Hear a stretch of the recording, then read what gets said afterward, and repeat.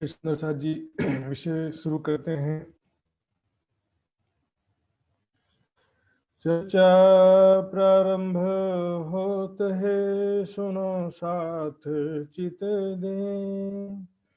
भजो राज्य श्यामा श्री प्राणनाथ, जीवन हमारो श्री महासाथी। भया चर्चा का बखत, अब तुम सुनियो चित दे। लाल आगे आए बैठे तखत, लाल आगे आए बैठे तखत।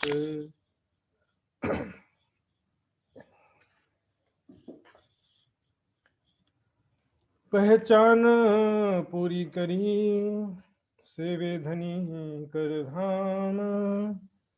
साथ जो अंदर रहे, तीन सेवा करी तमाम, तीन सेवा करी तमाम। देखा देखी महाराज के,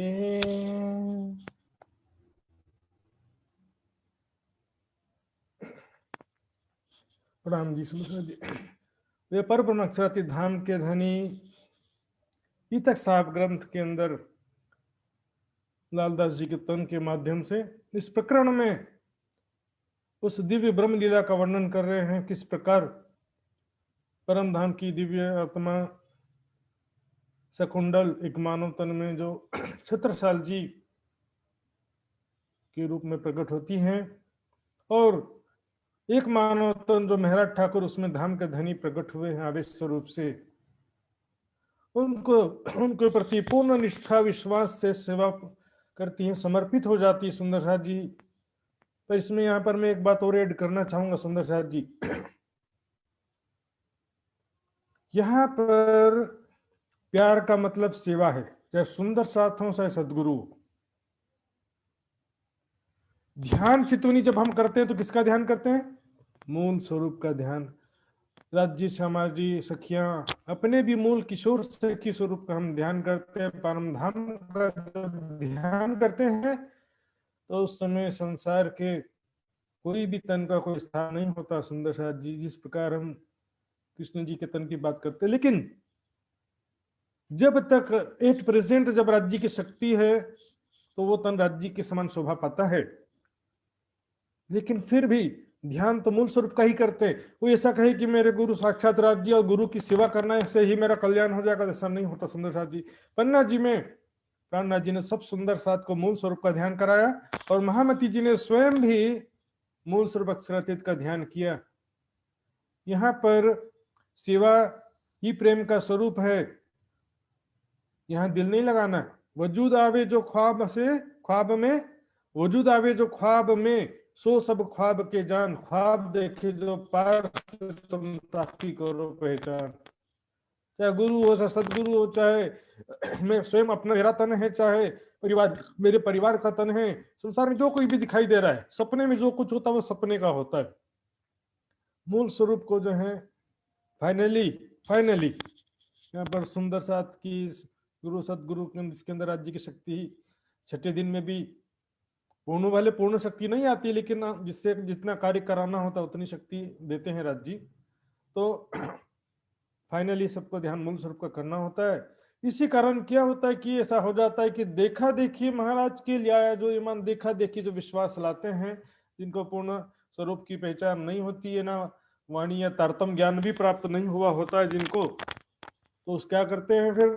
बस पसा छाती पर करता था शैतान के हृदय में शैतान आ जाता है। शैतान क्या? माया की बुद्धि, माया के विचार।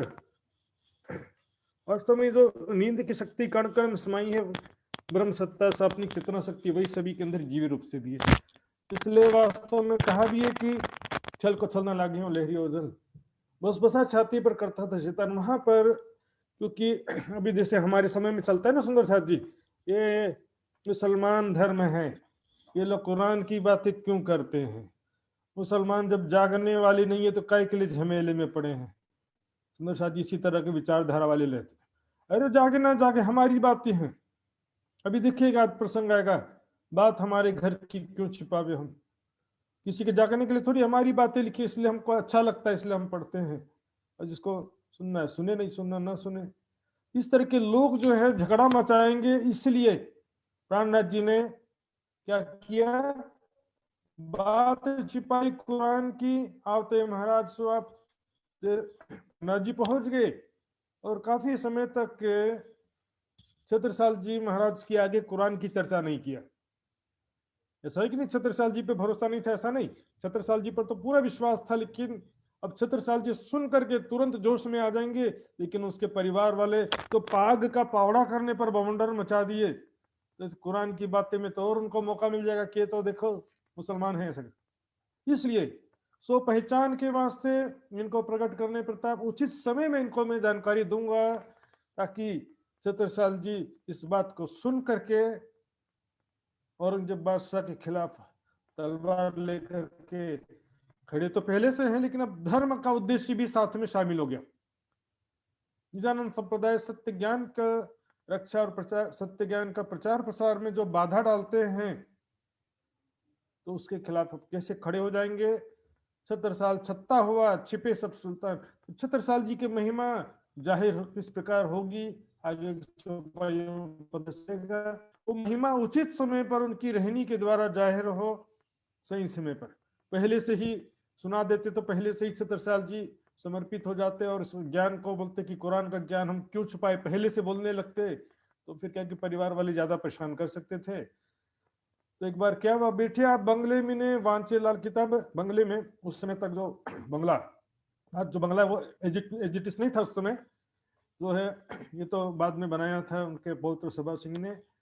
तो उस समय जो है काफी बड़ा बंगला का जगह था और आसपास सुंदर साथ ने, जंगल तो था ही, थोड़ी थोड़ी दूर पर अपनी अपनी झोपड़ियां बना ली थी, आज वही झोपड़ियों की जगह में अपने अपने घर बना रखा है धामी सुंदर साथ ने। तो इस प्रकार उनके जो वंशज आए थे वहां पे, उन्हीं के सब वंशज कहलाते हैं धामी भाई। तो वहां पर बंगले में एकांत में वांचेलाल किताब लालदास जी कुरान पढ़ रहे थे, और आप करत हैं मायने श्री प्राणनाथ जी कुरान के स्पष्टीकरण कर रहे थे कि ये बात कहाँ की लिखी है। इस प्रकार भाई दो चार बैठे, सब दो चार सुंदर साथ बस साथ में बैठे थे, क्योंकि उनको क्या कि प्रचारक के हिसाब से भी लालदास जी को संदेश देने भी बार बार जाना पड़ता है, इसलिए इनको विशेष रूप से समझा रहे थे कुरान की बातें।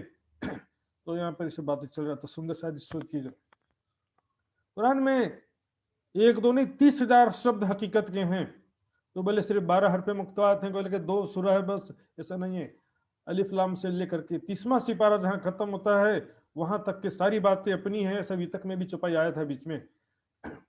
बैठे सब एकांत में, इसी में आए महाराज और सब एकांत में बैठे थे प्राणनाथ जी लालदास जी। ऐसे में ही अचानक से महाराज छत्रसाल जी वहां से गुजर रहे थे, देख लिया। दूर बैठ मन विचारिया, यूं क्यों बैठे हैं आज। दूर से गुजरते समय छत्रसाल जी ने विचार किया, ऐसे तो कभी मैंने देखा नहीं, एकांत में बैठ करके क्या गुप्त चर्चा कर रहे हैं, कोई सीक्रेट बात है क्या, जिज्ञासा तो होगा। ऐसे सबके बीच में बैठ के चर्चा करते तो सुना था, एकांत में चार सुंदर साथ बैठ के प्राणनाथ जी के साथ क्या कर रहे हैं, क्यों बैठे हैं आज। बुलाए के लालदास को पूछी राजा ने, लालदास जी को इशारा से बुलाया छत्रसाल जी। एक शिष्टाचार होता है, गुप्त वार्ता कर रहे हो तो बीच में नहीं घुसने का। लालदास जी से जब नजरें मिली, लालदास जी को इशारा किया और उनको बुला करके पूछी राजा ने, है तुम कहाँ गुप्त वाचक हो, हमको कही होते हैं। अब क्या गुप्त चर्चा, ज्ञान चर्चा, क्या विशेष बात कर रहे हो, जरा हमको बताओ उसको, अब क्या ज्ञान चर्चा कर रहे हो, जब आपको कोई आपत्ति नहीं हो तो बताओ हमको। तब क्या उतलाल ने हमको हुक्म है, लालदास जी कहते हैं मैं श्री जी की आज्ञा के बिना आपको बता नहीं सकता अभी।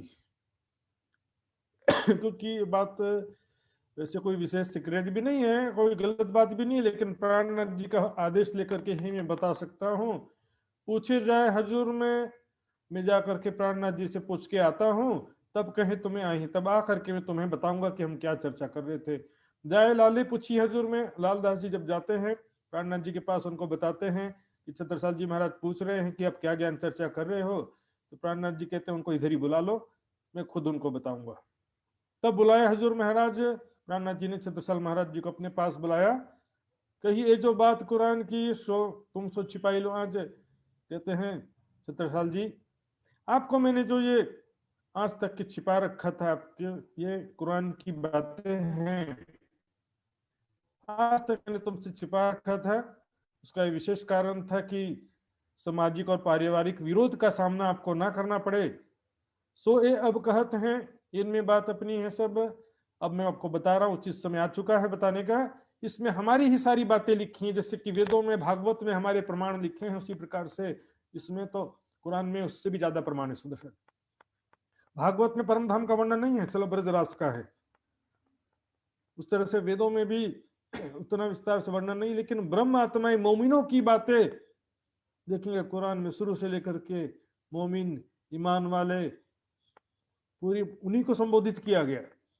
ये ईमान वालों डरते रहो, ये मोमिनो डरते रहो, खुदा को याद करते रहो, तुम्हारे लिए वो भीष्म में दूध शहद की नदियां चल रही हैं। इस तरह सारी बातें, तो पूरी बातें जो सुंदर साथ जी, सारा बात हमारा है। देखिए नीचे चरण में क्या कहते हैं, मोहम्मद साहब कुरान लाए सो सब अपनो सबब, सबब यानी कारण, उद्देश्य हमारे लिए लाए, हमारे उद्देश्य से कुरान जो लेकर के आए हमारे लिए लेकर के आए।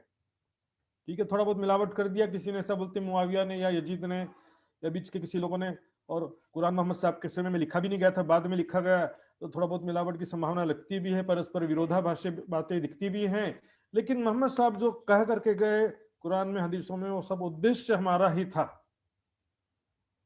उसमें शरीयत की बातें बहुत ही कम दिखती सुंदर, या तो तरीकत की बातें हैं, या तो शरीयत तरीकत की 30,000 बातें हैं, और जो पुराने समय के किस्से भी है उसका भी बातिनी रूप से यहाँ भी घटता है। तो सारी बातें हमारी है, कह रहे हैं सो सब सब हमारा ही उद्देश्य है, और किसी के लिए नहीं लाए कुरान, हमारे लिए लाए।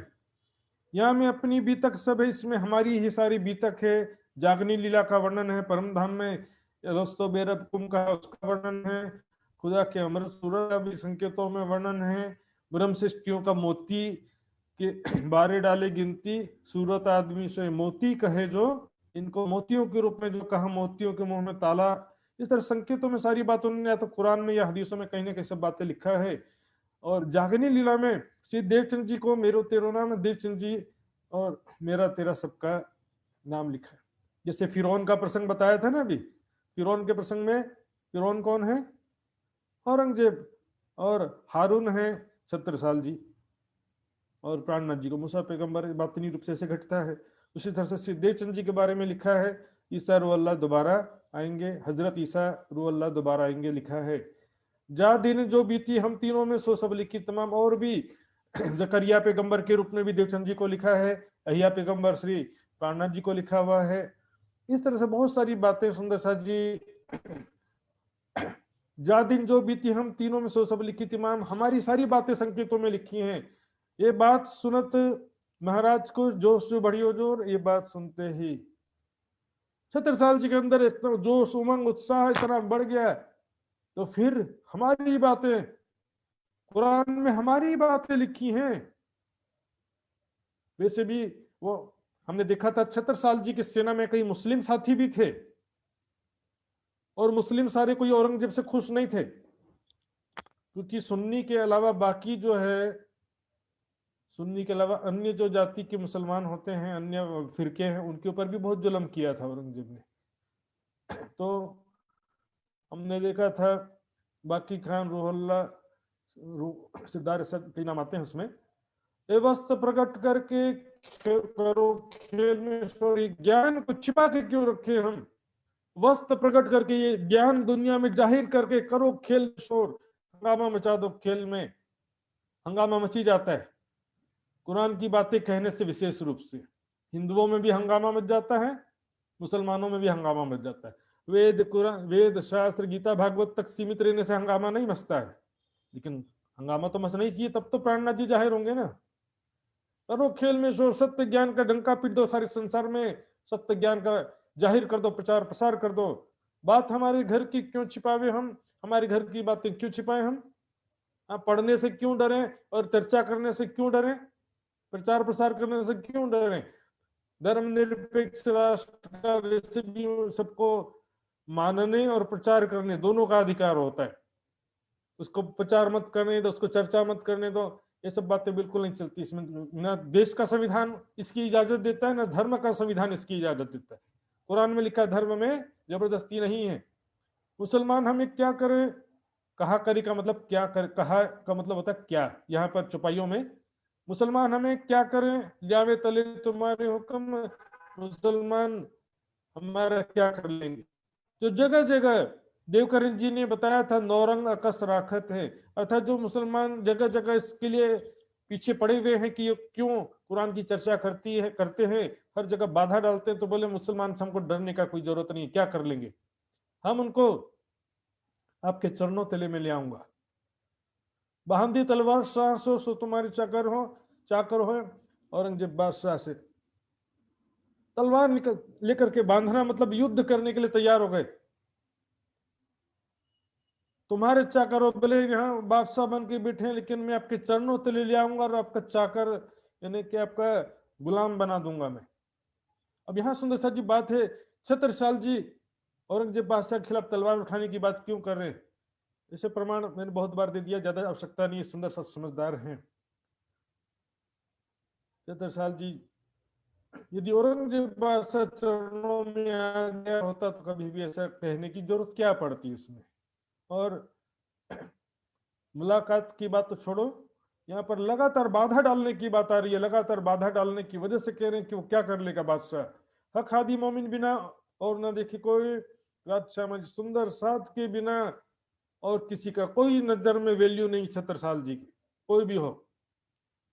राजशाह जी सुंदर साथ, प्राणनाथ जी सुंदर साथ जी के चरणों में अपना तन मन जीवन कुर्बान है, लेकिन बाकी किसी से क्या मतलब, किसी का अपमान करना या किसी को दुख पहुंचाना नहीं है, लेकिन कोई बाधा डाले तो किसी का लिहाज भी नहीं करना है।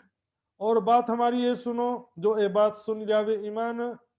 और छत्रसाल जी कहते हैं इस ज्ञान को सुन करके वेद कतेब का जो एकीकरण का ज्ञान है, कुरान का भी इसमें शामिल कर रहे हैं।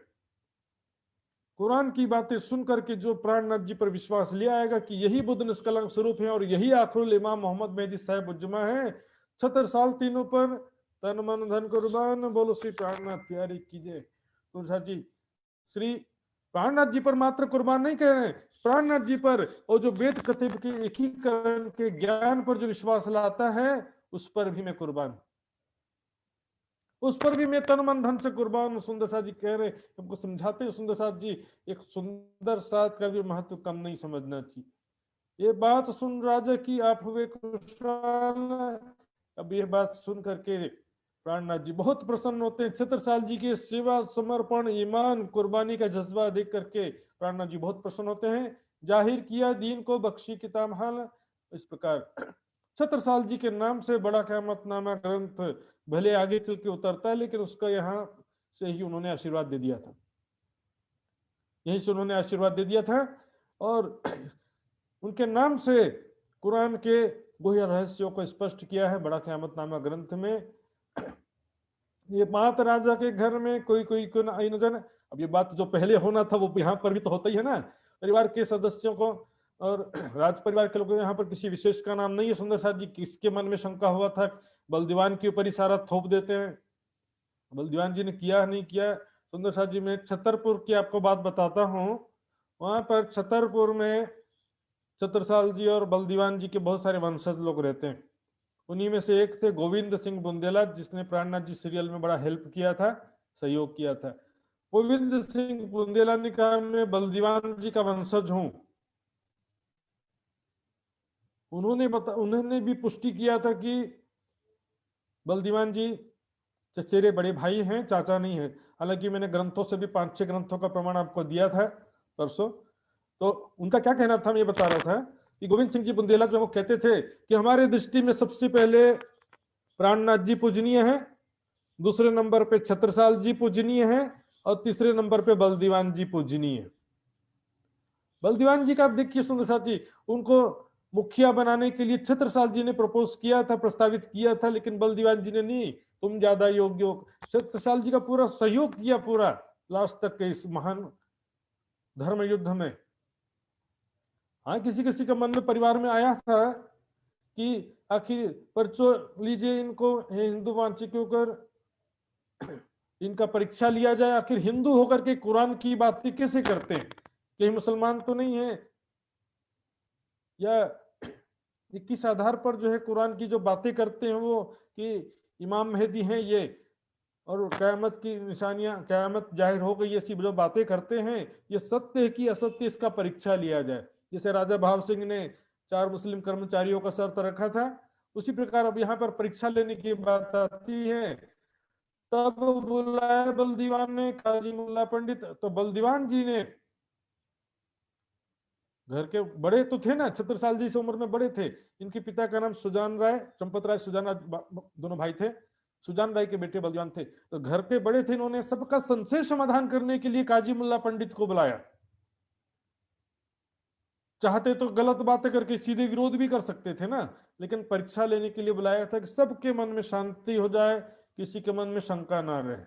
300 तहकीक करने, चर्चा कराई, तो इस प्रकार काजी मुल्ला पंडित के द्वारा निश्चित करने के लिए कि इनकी बात सही है कि नहीं, ये बुद्ध निष्कलंक स्वरूप हैं, ये इमाम मेहदी हैं, इस बात का पुष्टि कैसे हो, इसके लिए उन्होंने ज्ञान चर्चा करवाया। आया काजी मोहबे का नाम अब्दुल रसूल, सबसे पहले मोहबे, मोहबा शहर है, वहीं से हम देखते हैं पन्ना जी से जो यूपी संपर्क क्रांति एक्सप्रेस जाती है, वो खजुराहो से मोहबा होकर के फिर जाती है। तो मोहबे का जो काजी था वहां पर बहुत फेमस प्रसिद्ध ज्ञानी काजी थे, उसका नाम था अब्दुल रसूल। 3 से 3 चर्चा भाई कुरान की मकबूल, उनसे फिर कुरान की ज्ञान चर्चा होती है। मकबूल यानी उसको स्वीकार करना समझना, कबूल करना भी होता है, और एक प्रकार से जो बहुत अच्छा से ज्ञान चर्चा हुआ जिसको सब ने स्वीकार किया, किसी प्रकार का विवादास्पद ज्ञान चर्चा नहीं हुआ, सबने मिलकर के उसको समझा, बहुत ही अच्छा ज्ञान चर्चा हुआ। 3 से 3 पुछाइयां, कुरान का सवाल एक, उनसे अब प्राणनाथ जी की तरफ से लालदास जी बात करते हैं, प्राणनाथ जी सामने बैठे हैं, और उनके तरफ से वार्तालाप प्रश्नोत्तरी करने के लिए लालदास जी को नियुक्त किया जाता है। लालदास जी उनसे कहते हैं, कुरान का एक प्रश्न मैं आपसे पूछने जाऊंगा, एक ही जवाब दीजिए, एक प्रश्न एक जवाब, 1 इंडिया, एक प्रश्न और एक जवाब होना चाहिए, 1 इंडिया 1 राशन कार्ड बोलते हैं ना, वैसे समझो, एक प्रश्न एक जवाब, क्योंकि बोलचाल में बड़ा गड़बड़ी करने का संभावना रहता है। जैसे कि हमने देखा था औरंगाबाद में मुकुंद दास जी वगैरह लिखित रूप में प्रश्नोत्तरी हुआ था, लेकिन मौखिक रूप से क्या था, मैं समझा नहीं था, मेरे कहने का भाव ऐसा था, मैं तो वो समझा नहीं था, बात अपने क्विज में कैसा होता है, लाइव क्विज में वैसे ही हो जाता है, मैं समझा नहीं था, मैं तो सही कहा था, ये भी बोलना था, मुझे क्या मालूम था, मैंने तो समझा यही बोलना था, बस ऐसे ही हो जाता है। इसलिए एक प्रश्न एक जवाब, जिन बोलो जवाब अनेक, नहीं समझ में आया तो दोबारा पूछ लो, लेकिन मेरे नहीं नहीं ऐसा नहीं है, वैसा है, वैसा नहीं है, ऐसा बात नहीं बदलना, ईमानदारी से एक जवाब देना है। तो काजी अब्दुल रसूल कहता है, मेरे आगे कुरान की कोई मार ना सके दम, लगता तुम्हें मेरे बारे में कुछ मालूम नहीं है, मैं कितना बड़ा काजी हूं, मेरे बारे में तुमको कुछ मालूम नहीं है, लगता है उमी हो पूछत हो कुरान की बातें तुम, ऐसा कोई अनजान व्यक्ति, वैसे तो उमी का अर्थ अनपढ़ भी होता है, लेकिन यहाँ पर अनजान व्यक्ति, तुम मेरे बारे में कुछ जानते नहीं हो इसलिए ऐसी बातें कर रहे हो, मैं कुछ छोटा मोटा नहीं हूं, मेरे आगे कुरान के विषय में हरजी व्यास वाला, जिसको मैं हाँ कह दिया उसको कोई ना नहीं कर सका, और जिसको मैंने ना कर दिया उसको कोई हाँ नहीं कर सका, कोई मार ना सके तो मैं जो कह देता हूँ वो ब्रह्म वाक्य हो जाता, मेरी बात को कोई गलत सिद्ध नहीं कर सकता आज तक के। कुरान तमाम तफसीर मुझको रहे याद है, तमाम तफसीर ने व्याख्याएं, कुरान की जितने भी विद्वानों ने व्याख्याएं की है, सुंदर साहब जी हम तो बस तफसीर हुसैनी जानते हैं, बस एक अनेको, रूहुल बयान ये भी एक तफसीर है, ऐसे बहुत सारे तफसीर हैं, बहुत सारे प्रचलित नहीं है, बहुत सारे अलग अलग जगहों में उर्दू में, फारसी में, अरबी में, इस तरह से टीकाएं हैं, बहुत सारी कुरान की व्याख्याएं। तो विद्वानों को क्या होता है कि सभी बातें याद रखना पड़ता है। इस आयत के विषय में उस विद्वान का क्या मत है, इस आयत के विषय में दूसरा विद्वान क्या कहता है, तीन चार विद्वानों के तीन चार प्रकार के मतों का चिंतन मंथन करना पड़ता है। वाणी में भी ऐसा ही होता है सुंदर साहब जी। वाणी के कोई चौपाई आपने मंथन कर रहे हैं, एक विद्वान ने कहा है कि इसका अर्थ ऐसा है, दूसरे ने कहा इस चौपाई का अर्थ वैसा है, आपको मंथन करना चाहिए उसमें कि भाई चारों कह रहे हैं, क्योंकि भाई अपने लिए हर कोई अपने स्वयं के लिए खुद जिम्मेदार है। लेकिन इसमें वाणी के आधार पे, वाणी के हिसाब से चिंतन मंथन प्रमाण सबसे जरूरी सुंदर साहब जी आज के समय में। क्योंकि बातें कहने वाले बहुत तरह के लोग हैं भी हमारे बीच में, बहुत सारे विद्वान प्रचारक ऐसे होते हैं। तो आज के समय में प्रमाण सबसे जरूरी हो गया। कुरान तमाम तफसीर मुझको रहे याद, मुझे काजी अब्दुल रसर कर रहा, मैं छोटा मोटा विद्वान नहीं हूं, मेरे को कुरान की सारी टीकाएं, सारी व्याख्याएं याद हैं। मुझसे कई खलक पढ़ के पहुंची मुराद, और मुझसे ज्ञान प्राप्त करके, कुरान की शिक्षा प्राप्त करके, तालीम प्राप्त करके बड़े बड़े पदों पर बैठे हैं। बहुत सारों की इच्छाएं पूरी हो गई, कोई दीवान बन गया, कोई काजी बन गया, कोई मौलवी बन गया, कोई इमाम बन गया। ये भी तो कुरान का तालीम लेते हैं ना, तो इसके बाद उनको पोस्टिंग होता है, नौकरी भी मिलती है इससे। कुरान का तालीम प्राप्त किया है तो उसको बोलते हैं ये मस्जिद में कोई है नहीं, इनको रख दो, जैसे पुजारी के रूप में, पुजारी के रूप में हम नौकरी रख लेते हैं ना, उस तरह से इमाम के रूप में नौकरी मिल जाता है, किसी को काजी बना दिया जाता है, कोई मौलवी बन जाता है, कोई इस तरह से। बहुत सारे लोग विद्वान बन चुके हैं मेरे से ज्ञान प्राप्त करके। इस वास्ते तुमको डरते हैं, लालदास जी कहते हैं इसीलिए तो आपसे बात करने के लिए डर रहे हैं हम। लालदास जी देखो नम्रता ये, कोई ना ले आवे तो आप कहीं आप कोई गलती ना हो जाए मुझसे, और कहीं आप नाराज ना हो जाएं, इसलिए डर डर के पूछ रहे हैं। हम सवाल पूछे थे, तिनका देव जवाब, फिर भी आपसे थोड़ा सा प्रश्न कर रहे हैं, कृपा करके उसका जवाब दीजिए। क्यों दुनिया की पैदाइश लिखी बीच कुरान? कहते कुरान में कितनी प्रकार की पैदाइश, यानी कि सृष्टि, कितनी प्रकार की सृष्टि का वर्णन है। अपन बोलते हैं ना तीन सृष्टि, तो ऐसा उनसे पूछते हैं कुरान में कितनी प्रकार की सृष्टि का वर्णन है। समझ जवाब दीजियो, है बात बड़ी फिर कान, समझ करके विचार करके इसका जवाब देना, क्योंकि बहुत ही कुरान के गुह्य बात है ये। कुरान के बहुत ज्यादा मंथन करने गया हो वही बता सकता है, क्योंकि एक ही जगह पांच प्रकार की पैदाइश नहीं लिखा होता है, अलग अलग जगह में लिखा रहता है। तब जवाब काजिए दिया, हम क्यों कर रहे हैं खिलाफ? कहते हैं हम कुरान से बाहर से हम बिल्कुल जवाब नहीं देंगे, प्रमाणों के साथ हमें जवाब देंगे, कुरान के या हदीसों के विपरीत कोई भी बात नहीं कहेंगे। काजी कहता अब्दुल रसूल, बूढ़े हुए पढ़ते पढ़ते पढ़ते बूढ़े हो गया हूं मैं, कुरान पढ़ते पढ़ते आज भी 10-5 साल का नहीं, मैं बचपन से कुरान पढ़ते पढ़ते इतना पढ़ लिया, सारा रट गया मुझे। हमारे दिल है साफ, और दिल भी हमारा साफ है, निस्वार्थ भाव से हम सेवा करते हैं, निस्वार्थ स्वभाव है। भले ज्ञान अब तक नहीं मिला था, लेकिन अभी स्वीकार जो किया इन्होंने कि यही आखिरी इमाम मोहम्मद मेहदी है, स्वीकार क्यों किया? क्योंकि निर्मल हृदय था। ये तो दूसरे काजी मौलवियों ने कहाँ स्वीकार किया? जो कभी ये कुरान और भांत बोले, काजी कहता है यदि ये कुरान और मेरे वचनों में भिन्नता हो जाए, मैं जो बोलता हूँ और कुरान कुछ और बोलता है, तो तुम्हारे आगे हार ही, मैं तुरंत अपना हार स्वीकार कर लूंगा, यदि मेरी बातों में और कुरान की बातों में अंतर दिख जाए तो। दम ना मार सके, फिर अपनी सफाई देने का भी अवसर मुझे ना मिले, तुरंत हार स्वीकार कर लूंगा मैं, अपना स्पष्टीकरण भी देने के लिए मैं नहीं कहूंगा। बताया उन्होंने कि 5 भांत की पैदाइश लिखी अल्लाह कलाम, 5 प्रकार की पैदाइश, यानी कि 5 प्रकार की सृष्टि का वर्णन कुरान पाक में लिखा है। खबर कोई ना पावी पड़ी खलक तमाम, और काजी कहता है कि मेरे सिवा किसी और से पूछते ना तो कोई नहीं बता पाता तुमको।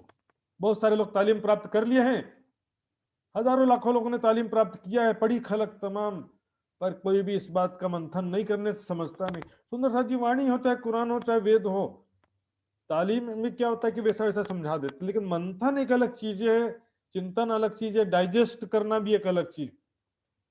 अपने आत्म कल्याण के लिए, अपने आत्मा के आनंद के लिए, स्वयं जो है माया के दुखों से या जन्म मृत्यु के चक्र से छुटकारा मुक्ति पाने के लिए, अपने कल्याण के लिए वाणी पढ़ो ना तो समझ में आता है। शुरू से ही टारगेट रखो कि दूसरों को समझाना है, प्रचार करना है, शुरू से टारगेट रखो तो कभी पल्ले नहीं पड़ेगा। क्योंकि दूसरे को समझाने की बात बाद में आती है, पहले खुद जो है अपने ऊपर घटित करना पड़ता है, अपने जीवन में उतारना पड़ता है। तो क्या बताएं, 5 तरह की पैदाइश है। तब कुरान आगे धरी, खोल देखो किताब, और उन्होंने काजी अब्दुल रसूल ने सामने कुरान भी रखा और दिखा भी दिया, खोल देखो किताब को, देख लो। तिलकल रसूल में लिखा, तिलकल रसूल में तीसरा सिपारा का नाम है। सुंदर शाह जी, मैंने आपको बताया भी था पहले, फिर से देखिए, ये देखिए इसका जो ये तीसरा, ये देखिए तीसरा पारा, तिलकर रसूल, तीसरा सिपारे का नाम है। और इसमें किस प्रकार कहा गया है वो सारा हम देखेंगे।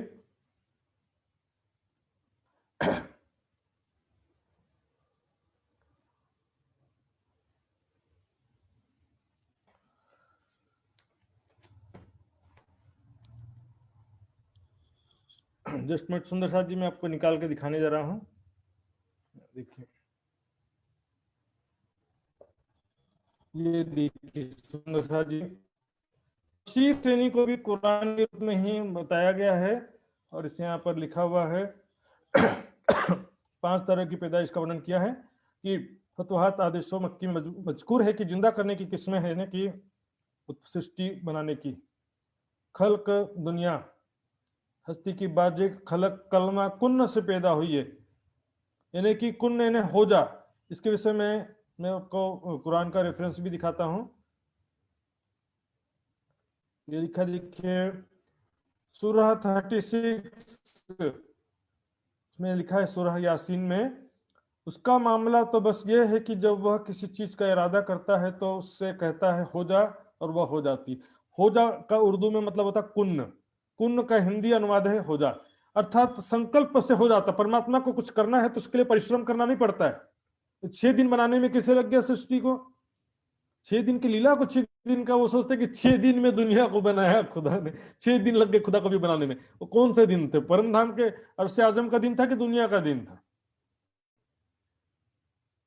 6 दिन की लीला को जो 6 दिन कहा है, तो सृष्टि उत्पन्न करने के लिए बस जो कहते हैं हो जा तो वो हो जाता है। और देखिए बाज को, यानी कुछ लोगों को, कुछ को खुदा ने एक हाथ से बनाया, कुछ को 2 हाथों से बनाया, और बाजों को पहले ही हस्ती में लाया, यानी कि मूल इब्तदाए।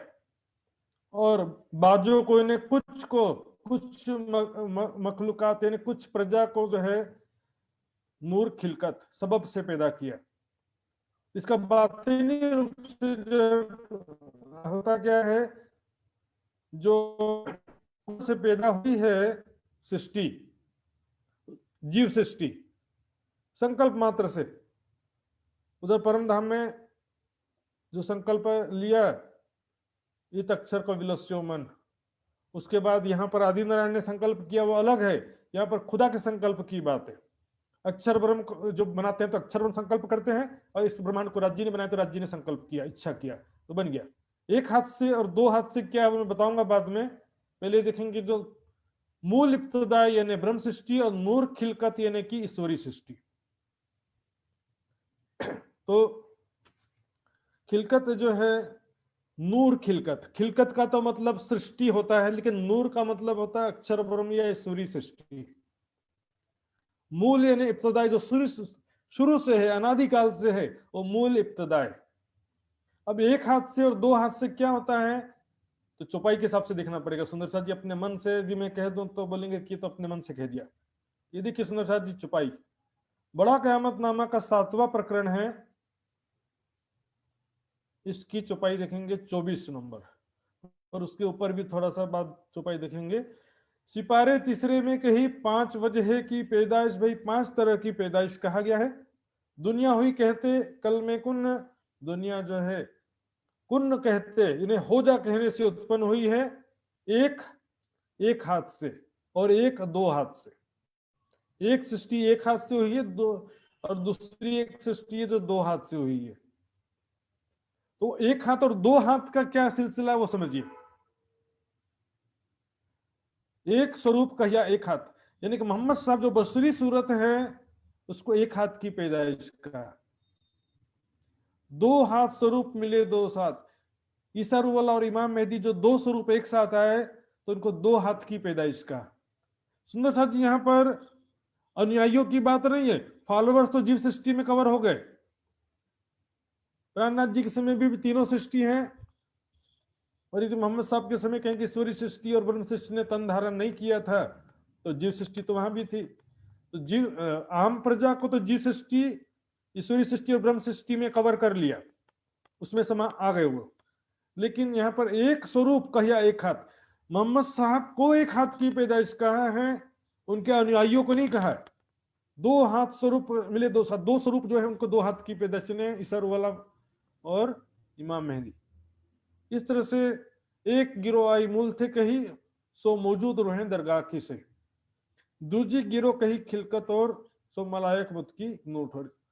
अब ये तो हमने तारतम ज्ञान से समझ लिया, इसके अलावा और भी समझेंगे सुंदर साथ जी जो बातें कुरान के एक दो आयतें और देखते हैं।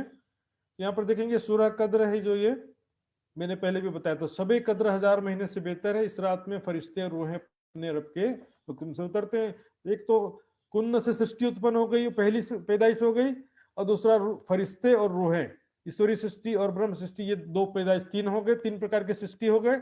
ऐसा तीन प्रकार के यहाँ पर जो सब मनुष्य दिखाई देते हैं, लेकिन उनमें तीन प्रकार की वैरायटी है। चेतना तो सब में, जो जीव चेतना है या ब्रह्म सत्ता है वो सब में एक ही है, लेकिन उसके सुरता की दृष्टि से किसी के अंदर ईश्वरी सृष्टि की सुरता भी है, किसी किसी के अंदर ब्रह्म सृष्टि की भी सुरता है। इसको फिर सूरह 18 में अल कहफ में कहा गया है, उनके समक्ष एक उपमा प्रस्तुत करो। उपमा यानी उदाहरण। दो व्यक्ति हैं, उनमें से एक को हमने अंगूरों के 2 बाग दिए, उसके चारों ओर हमने खजूरों के वृक्षों की बाड़ लगाई, और उन दोनों के बीच में हमने खेती बाड़ी रखी। देखिए यहां पर अंगूर के जो बाग हैं वो ब्रह्म सृष्टि के लिए कह रहे हैं, खजूरों के वृक्ष की बाड़ लगाई अर्थात ब्रह्म सृष्टि को चारों तरफ से ईश्वरी सृष्टि के द्वारा घेरा डाला, और दोनों के बीच में खेती बाड़ी, जीव सृष्टि, ब्रह्म सृष्टि और ईश्वरी सृष्टि के बीच बीच में जीव सृष्टि भी है। इस तरह से दूसरे रूप में भी सुंदर साथ जी, भी मैं व्हाट्सएप ग्रुप में आज नहीं तो कल रख दूंगा। सुंदर साथ जी, तो आगे चलते हैं फिर वितक की तरफ। तो ये प्रकार का जो तिलकल रसूल जो तीसरा सिपारा था दिखाया, बताते कि आज तक के इसका, लेकिन अब उसका व्याख्या पूछ रहे हैं तो आया नहीं जवाब। उसका जवाब पूछा कि ये फिर इसका स्पष्टीकरण भी तो बताओ, कुंद की पैदाइश क्या है, नूर खिलकत क्या है, लालदास जी ने पूछा, जवाब नहीं आया। तब लालदास जी खुद बताते हैं, यहाँ पर इसका स्पष्टीकरण बाद में करेंगे। कुन्न से ती पैदा हुई ये जो खलक आम, पहली पैदाइश कुन्न की जो संकल्प से या होजा कहने से कुरान के अनुसार उत्पन्न हुई है आम खलक जीव सृष्टि। एक कहे एक हाथ से, एक हाथ से मोहम्मद साहब हुए, दो हाथों कहे दो हाथों से ईसा रूह अल्लाह और इमाम मेहदी, दो ये स्वरूप को दो हाथ की पैदाइश कहा है। और एक जमात को ले उठाए आए उठाए इब्तदाए, इब्तदाए यानी अनादिकाल से जो है ब्रह्म सृष्टि, और एक खिलकत और से पांचों की पैदाएं, खिलकत यानी नूर खिलकत यानी ईश्वरी सृष्टि। इस तरह से 5 प्रकार की पैदाइश लिखी है। तब पूछा अब्दुल रसूल को, तो मुहक्किन में अब्दुल रसूल से पूछा कि भाई बता तो दिया, लेकिन इसमें से आप कौन सी पैदाइश के हो? अब उसका अर्थ ही नहीं मालूम तो कैसे बताए कि मैं कौन सी पैदाइश का हूं? और अभी तक कभी विचार भी नहीं किया, रट तो लिया 5 प्रकार की पैदाइश का वर्णन है, लेकिन भाई मैं कौन सी पैदाइश में हूं? अब सांच बोलियो तुम पैदाइश दिन से, सही सही बताना कि आप कौन सी पैदाइश के हो। तब काजी के दिल में भाई जो दुदली दुदली हो गया, प्रकार की बातें करने लगे। मैं उनमें की पैदाइश हूं कि मूल इब्तदाए हूं, वो भी हो सकता हूं, ये भी हो सकता हूं। कंफ्यूज हो गए। तब जवाब आया नहीं, तब बात कही विचली विचली, यानी कि दीवानी जैसी बातें करने लगे। कभी कहने लगे ये भी हो सकता हूँ, ना संकल्प कुंड की सृष्टि तो फिर साधारण हो गई, दूसरी वाली कोई विशेष प्रकार की होना चाहिए। मूल इब्तदाई से कौन है, तो मूल इब्तदाई है तो फिर वो होता क्या यही नहीं मालूम जिस तरह से। तब बल दीवान ने कही, ए मियां तुम, बल दीवान तुरंत, क्योंकि जज बन करके बैठे थे वो, बल दीवान ने क्या कहा, ए मियां काजी साहब, आप जो अपना नियम भूल रहे हो, भूल के बात करो तो छूटा हुआ हुक्म जो शुरू में निर्धारित किया गया था, नियम कानून, हुक्म है ना यहाँ पर, नियम कानून जो डिसाइड किया गया था उसको तुम भूल रहे हो। एक प्रश्न एक जवाब। सुंदर साहब देखिए, बल दीवान जी का नियत यहाँ से स्पष्ट होता है कि नियत खराब नहीं था, न्याय कर रहे थे वो। यदि नियत खराब होता तो फिर मियाँ का सपोर्ट करते ना। तब वो बल दीवान ने कह दिया, एक जवाब दो, दूर के जवाब नहीं दे चलेगा। तब काजी कदमों लगा, किया सजदा है, तब काजी अब्दुल रसूल अपनी हार स्वीकार कर लेता है। ये निर्मल, मेरे हृदय निर्मल ने कहा था ना, ये बात है सुंदर साथ जी। अभी देखना पंडित लोग आएंगे तो उनमें भी कितने निर्मल हृदय वाले थे। काजी कदमों लगा, किया सजदा है, प्राणनाथ जी के चरणों में शीश झुका देता है और कहते हैं, हम तहकीक पहचानिया, ये बात बड़ी बुजुर्ग, हम समझ गया, मैं निश्चित रूप से समझ गया, क्योंकि कुरान के गोई रहस्यों के अर्थ केवल एक आखिरुल इमाम मोहम्मद मेहदी साहिबुज्जमा ही खोल सकते हैं और कोई नहीं खोल सकता। सुंदर साथ जी, इस्लामिक ग्रंथों में लिखा है कि इमाम मेहदी का कोई गुरु नहीं होगा, इमाम मेहदी का कोई भी गुरु नहीं होगा, उनको सीधे खुदा से इल्म हासिल होगा। सुंदर साथ जी, खुदा से डायरेक्ट उनको इल्म हासिल होगा। तो बताइए फिर,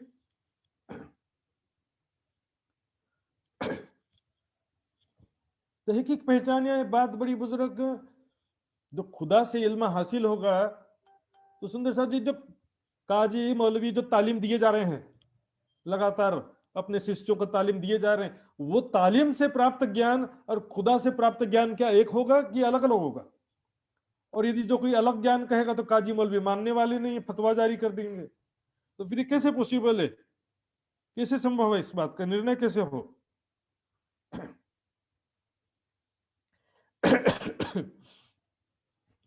तब बलदीवान ने काजी से पूछी है, मुसाफ सिर पर धर कहो। बलदीवान ने काजी से और स्पष्टीकरण पुष्टि करने के लिए क्या कहा कि किताब सिर पर रख के, कुरान को सिर पर रख करके कसम खा करके कहो। सुंदर साथ जी, कोर्ट में जाते ना भारत में, न्यायालय, गीता पर हाथ रख के कहता हूं जो कहूंगा सच कहूंगा, फिर भी बहुत सारे झूठ बोल देते। लेकिन कुरान के विषय में काजी जो है मुसलमान बहुत कट्टर है भाई, गलत बात नहीं कह सकते। मुसार सिर पर धर को साज बताओ जे, उस कुरान को सिर पर सच सच बात बताओ। तब जवाब काजी दिया, मुसाफिर हमारे। तब काजी अब्दुल रसूल ने कह दिया कि कुरान मेरे सिर पर रखता हूं मैं, और जो हम झूठ बोले हैं तो यही हमको मारे दी, मैं झूठ बोलूंगा तो ये कुरान, यही कुरान, कुरान पाक कलाम अल्लाह मुझे नेस्तनाबूद कर देगा, खत्म कर देगा मुझे। सुंदर साथ जी, इतनी बड़ी प्रतिज्ञा कोई पैसे के लालच में और मृत्यु के भय से भी नहीं कर सकता ऐसा। एक तहकीक जमाने का खाविंद, यही आखिरी जमाने के खाविंद आखिरुल इमाम मोहम्मद मेहदी साहिबुज्जमा है, जो करी थी इसरत, जिसका वायदा किया था कि क़यामत के समय ईसा रूहुल्लाह आएंगे, इमाम मेहदी आएंगे, वो आ चुके हैं। सो शरत आई पहुंची, फरदा रोज क़यामत, और क़यामत का समय आ चुका है। जो वादा किया था कल के रोज, फरदा रोज ने, कल के रोज होने वाली क़यामत, एक दिन और एक रात बीतता है तो कल का रोज आता है, तो दिन 1000 साल के बराबर और रात जो है 1000 महीने से बेहतर। 11वीं सदी के क़यामत जो लिखा था, और उसमें 11वीं बार क़यामत भी दो प्रकार की होती, कजा भी दो प्रकार की होती। ज्ञान के द्वारा न्याय करना, इसको बोलते पहला कजा, इसको पहला सुर भी कहते हैं और पहली क़यामत भी कहते हैं। और जब जागृत बुद्धि मिल जाएगी सारी दुनिया को, दूसरा सुर फूकना कहते हैं इसको। नाम का कोई फरिश्ता लेकर कर नहीं खड़ा रहेगा, जागृत बुद्धि मिलने को ही सुर फूकना कहा है। तो दूसरे प्रकार का न्याय, दूसरे प्रकार का क़यामत कहते हैं इसे। तब बलदीवान के कच्चू सांच आई दिल में, बलदीवान के हृदय में विश्वास हुआ, हाँ अब विश्वास हो गया। अब पंडितों से तो पूछ देखो, कोई चर्चा करें इनसे, पंडितों से जरा पूछ कर देखा जाए, हाँ पंडित क्या कहते हैं इस बारे में। हाँ, बुद्ध निष्कलंक स्वरूप ये है, स्वीकार करते हैं या नहीं स्वीकार करते हैं। जरा इनका भी देखा जाए। तब सुंदर बल्लभ बद्री और बुलाए पंडित, तो वहां काशी से सुंदर बल्लभ बद्री और कुछ और पंडितों को भी बुलाया। तिनको लगा पूछने ये बात कैसी है, तो उनसे ज्ञान चर्चा कराने के लिए व्यवस्था किया। उसमें से क्या डिसाइड किया कि पहले एक पंडित को बुलाना, सबसे श्रेष्ठ सबसे ज्यादा ज्ञानी है उस एक पंडित को बुलाना पहले। तो उसमें से बद्रीदास नाम का जो पंडित था उसको बुलाने का निश्चय किया, क्योंकि सुंदर साथ जी समझिए, अकेला काजी अकेला मौलवी कुछ स्वीकार भी कर ले, अकेला पंडित कुछ स्वीकार भी कर ले, चार जहां इकट्ठा हो जाते हैं ना, तो फिर ना एक दूसरे के सामने कभी सच को स्वीकार नहीं करते। हमेशा प्रैक्टिकली आज भी देख लेना। तो बद्रीदास को अकेले बुलाते हैं। महाराज ने पूछी बात करी। अब बद्रीदास से ज्ञान वार्ता करने के लिए छत्रसाल जी महाराज प्राणनाथ जी की तरफ से प्रतिनिधि के रूप में प्रश्नोत्तरी करते हैं। ये जो सवाल भागवत की चर्चा करी, श्रीमद् भागवत के जो 40 प्रश्न हैं उसके आधार पर चर्चा करना शुरू करते हैं, जो कि कई बार आ चुका सुंदर साथ जी। उसमें फिर से मैं समय नहीं खराब करूंगा, बस ये 2-3 प्रश्न ध्यान रखिए। मोह तत्व क्या है, मोह किसे हुआ, अखंड ब्रजराज कहाँ पर है, गोपियां जब घर से निकली तो उन्हें ढूंढने कोई क्यों नहीं निकला, सारी बातें इसमें आती हैं। तब बद्रीदास ने प्रश्न सुने देखा। बद्रीदास जी ने सारे प्रश्न 40 प्रश्न ध्यान से सुना, लेकिन जवाब तो आता नहीं है। तो क्या स्वीकार कर लिया? तुरंत ही स्वीकार कर लिया सुंदर साहब जी। काजी अब्दुल रसूल ने भी एक ही प्रश्न में स्वीकार किया, बद्रीदास जी ने भी एक ही प्रश्न में स्वीकार कर लिया कि ये बात श्री कृष्ण की हो ना बिना भगवान। ये जो कृष्ण लीला के रहस्य हैं, अखंड ब्रजराज कहाँ पर है, कृष्ण लीला के जो रहस्य हैं, ये वही परमात्मा भगवान है ना, परमात्मा के बिना कोई जान सकता नहीं है। जो परमात्मा ने कृष्ण के तन में लीला किया था वही इसके रहस्य को बता सकता है। तब श्री महाराज ने पाया बद्री पर सुख। तब छत्रसाल जी महाराज बहुत प्रसन्न होते हैं, सत्य को स्वीकार किया ईमानदारी से। आज के समय में सुंदर साथ जी शास्त्रार्थ नहीं छल कपट है, शास्त्रार्थ करने की हिम्मत है तो आ जाओ, न्याय कौन करेगा? न्याय कौन करेगा? अपने सपोर्टर्स की भीड़ इकट्ठा करो और गुंडागर्दी करो, इसी का नाम है शास्त्रार्थ। आज के समय में तलवार बंदूक लाठी सब लेकर के खड़े रहते हैं, शास्त्रार्थ सुंदर साथ जी पॉसिबल नहीं है। ऐसे ईमानदार लोग अब नहीं रह गए। यहाँ पर मेजॉरिटी, बहुमत, धन बल, जन बल और प्रतिष्ठा, पद, इसका दुरुपयोग करते हैं। बड़ी मछली छोटी मछली को खाती है, जैसा हालत यहाँ पे। इसलिए यहाँ पर बद्रीदास जी पे बहुत प्रसन्न होते हैं। वाह बद्रीदास जी आप धन्य हैं, ईमानदारी से तुरंत आपने सत्य को स्वीकार किया, दिमाग खराब होने से भी बचाया, समय भी बचाया। गुजराती में कहावत है, ज्ञानी सो ज्ञानी मिले होवे ज्ञान की लूट, ज्ञानी सो अज्ञानी मिले होवे माथा खूट। माथा खूट हो जाता, दिमाग खराब हो जाएगा ऐसे। लेकिन ईमानदारी से भी माथा खूट होगा भी देखना, बाकी 2 पंडित आएंगे तो माथा खूट भी होने वाला है। आधी रात उपरांत घर हो गया बद्री। जब आधी रात के पश्चात ज्ञान वार्ता पूरा हुई और बद्रीदास अपने घर गए तो वहां पर बाकी पंडित लोग मिले, सुंदर बल्लभ और दूसरे जो पंडित थे, सब पंडितों मिलके बातें पूछी। तब सब पंडितों ने मिलकर के पूछा उससे, हाँ बताओ तो क्या हुआ, क्या क्या शास्त्रार्थ में बातें हुई, क्या प्रश्न पूछा, आपने क्या जवाब दिया, क्या डिसीजन निकला। जैसे मैच खत्म होता है ना तो पूछते मैच में क्या हुआ, जीते कि हारे से। कैसी तुम चर्चा करी, कैसा दिया जवाब, किस प्रकार से ज्ञान वार्ता हुई, क्या प्रश्न हुआ, क्या जवाब दिया तुमने।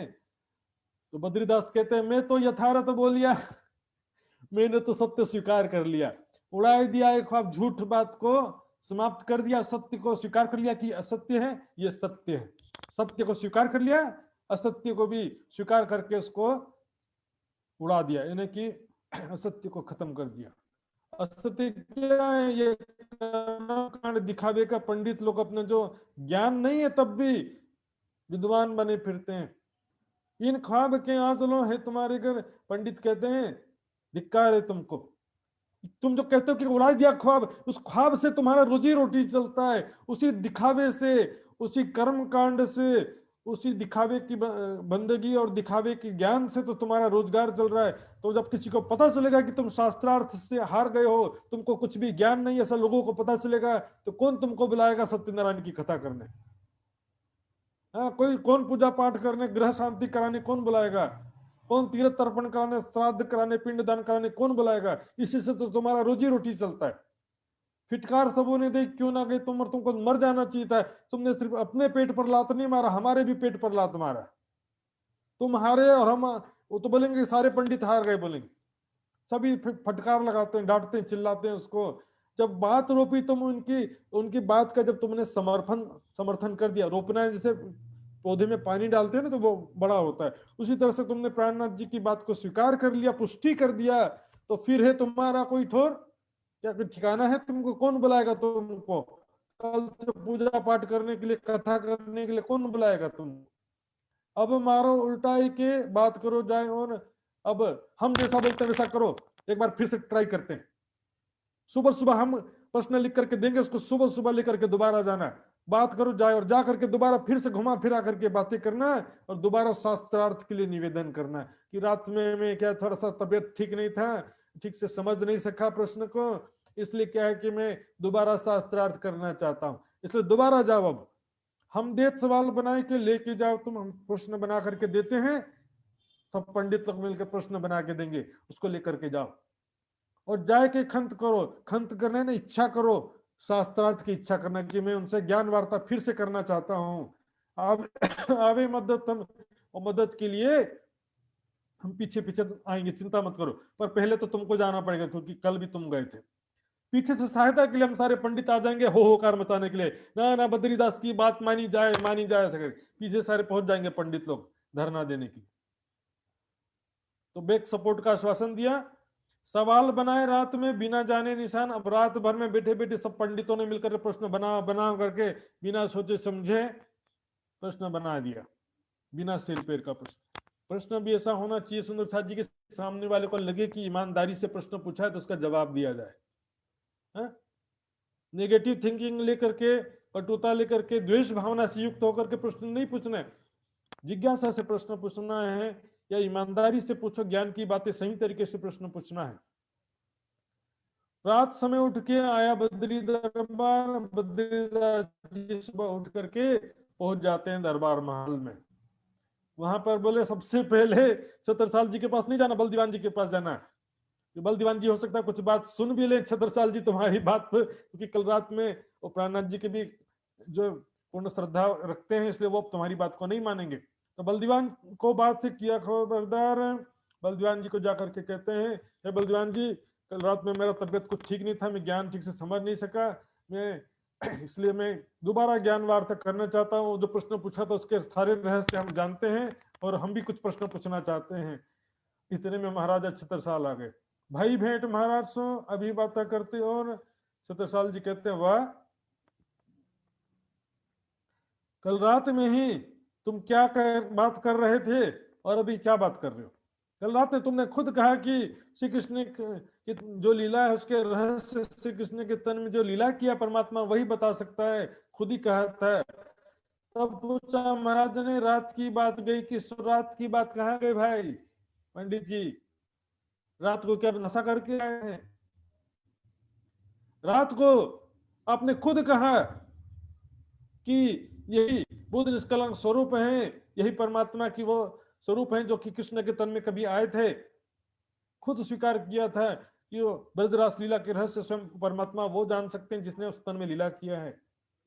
इस प्रकार प्राणनाथ जी मैंने कई बार कहा कि वही परब्रह्म अक्षरातीत जो ब्रजरास में कृष्ण के तन में आए थे, वही बुद्ध निष्कलंक स्वरूप में आए। वहां पर प्रेम की बांसुरी बजाया था, यहाँ पर ज्ञान की बांसुरी बजा रहे हैं। झूठी बातें बनाए के करने लगे इतने, और झूठी बातें बना करके तुम ये क्या कर रहे हो? रात में मैं पता नहीं था, मुझे थक गया था या तबीयत खराब था, मैं ठीक से समझ नहीं सका, ये क्या बहानेबाजी? तब उस महाराज को चढ़ी बड़ी रीस।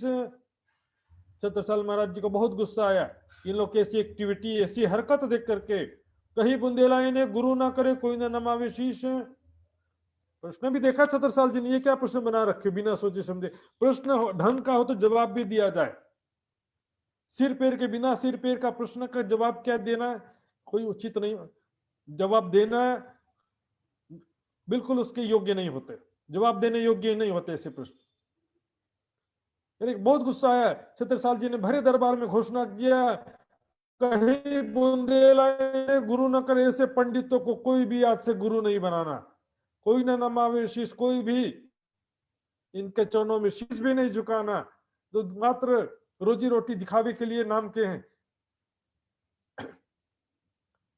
ज्ञान हो तो प्रचारक बनो, के प्रोफेशन नहीं है सुंदर साथ जी, प्रचार प्रसार कार्य कोई प्रोफेशन नहीं है, कोई धंधा नहीं है, कोई बिजनेस नहीं है, एक आत्म कल्याण का कार्य है, जगत कल्याण का कार्य है।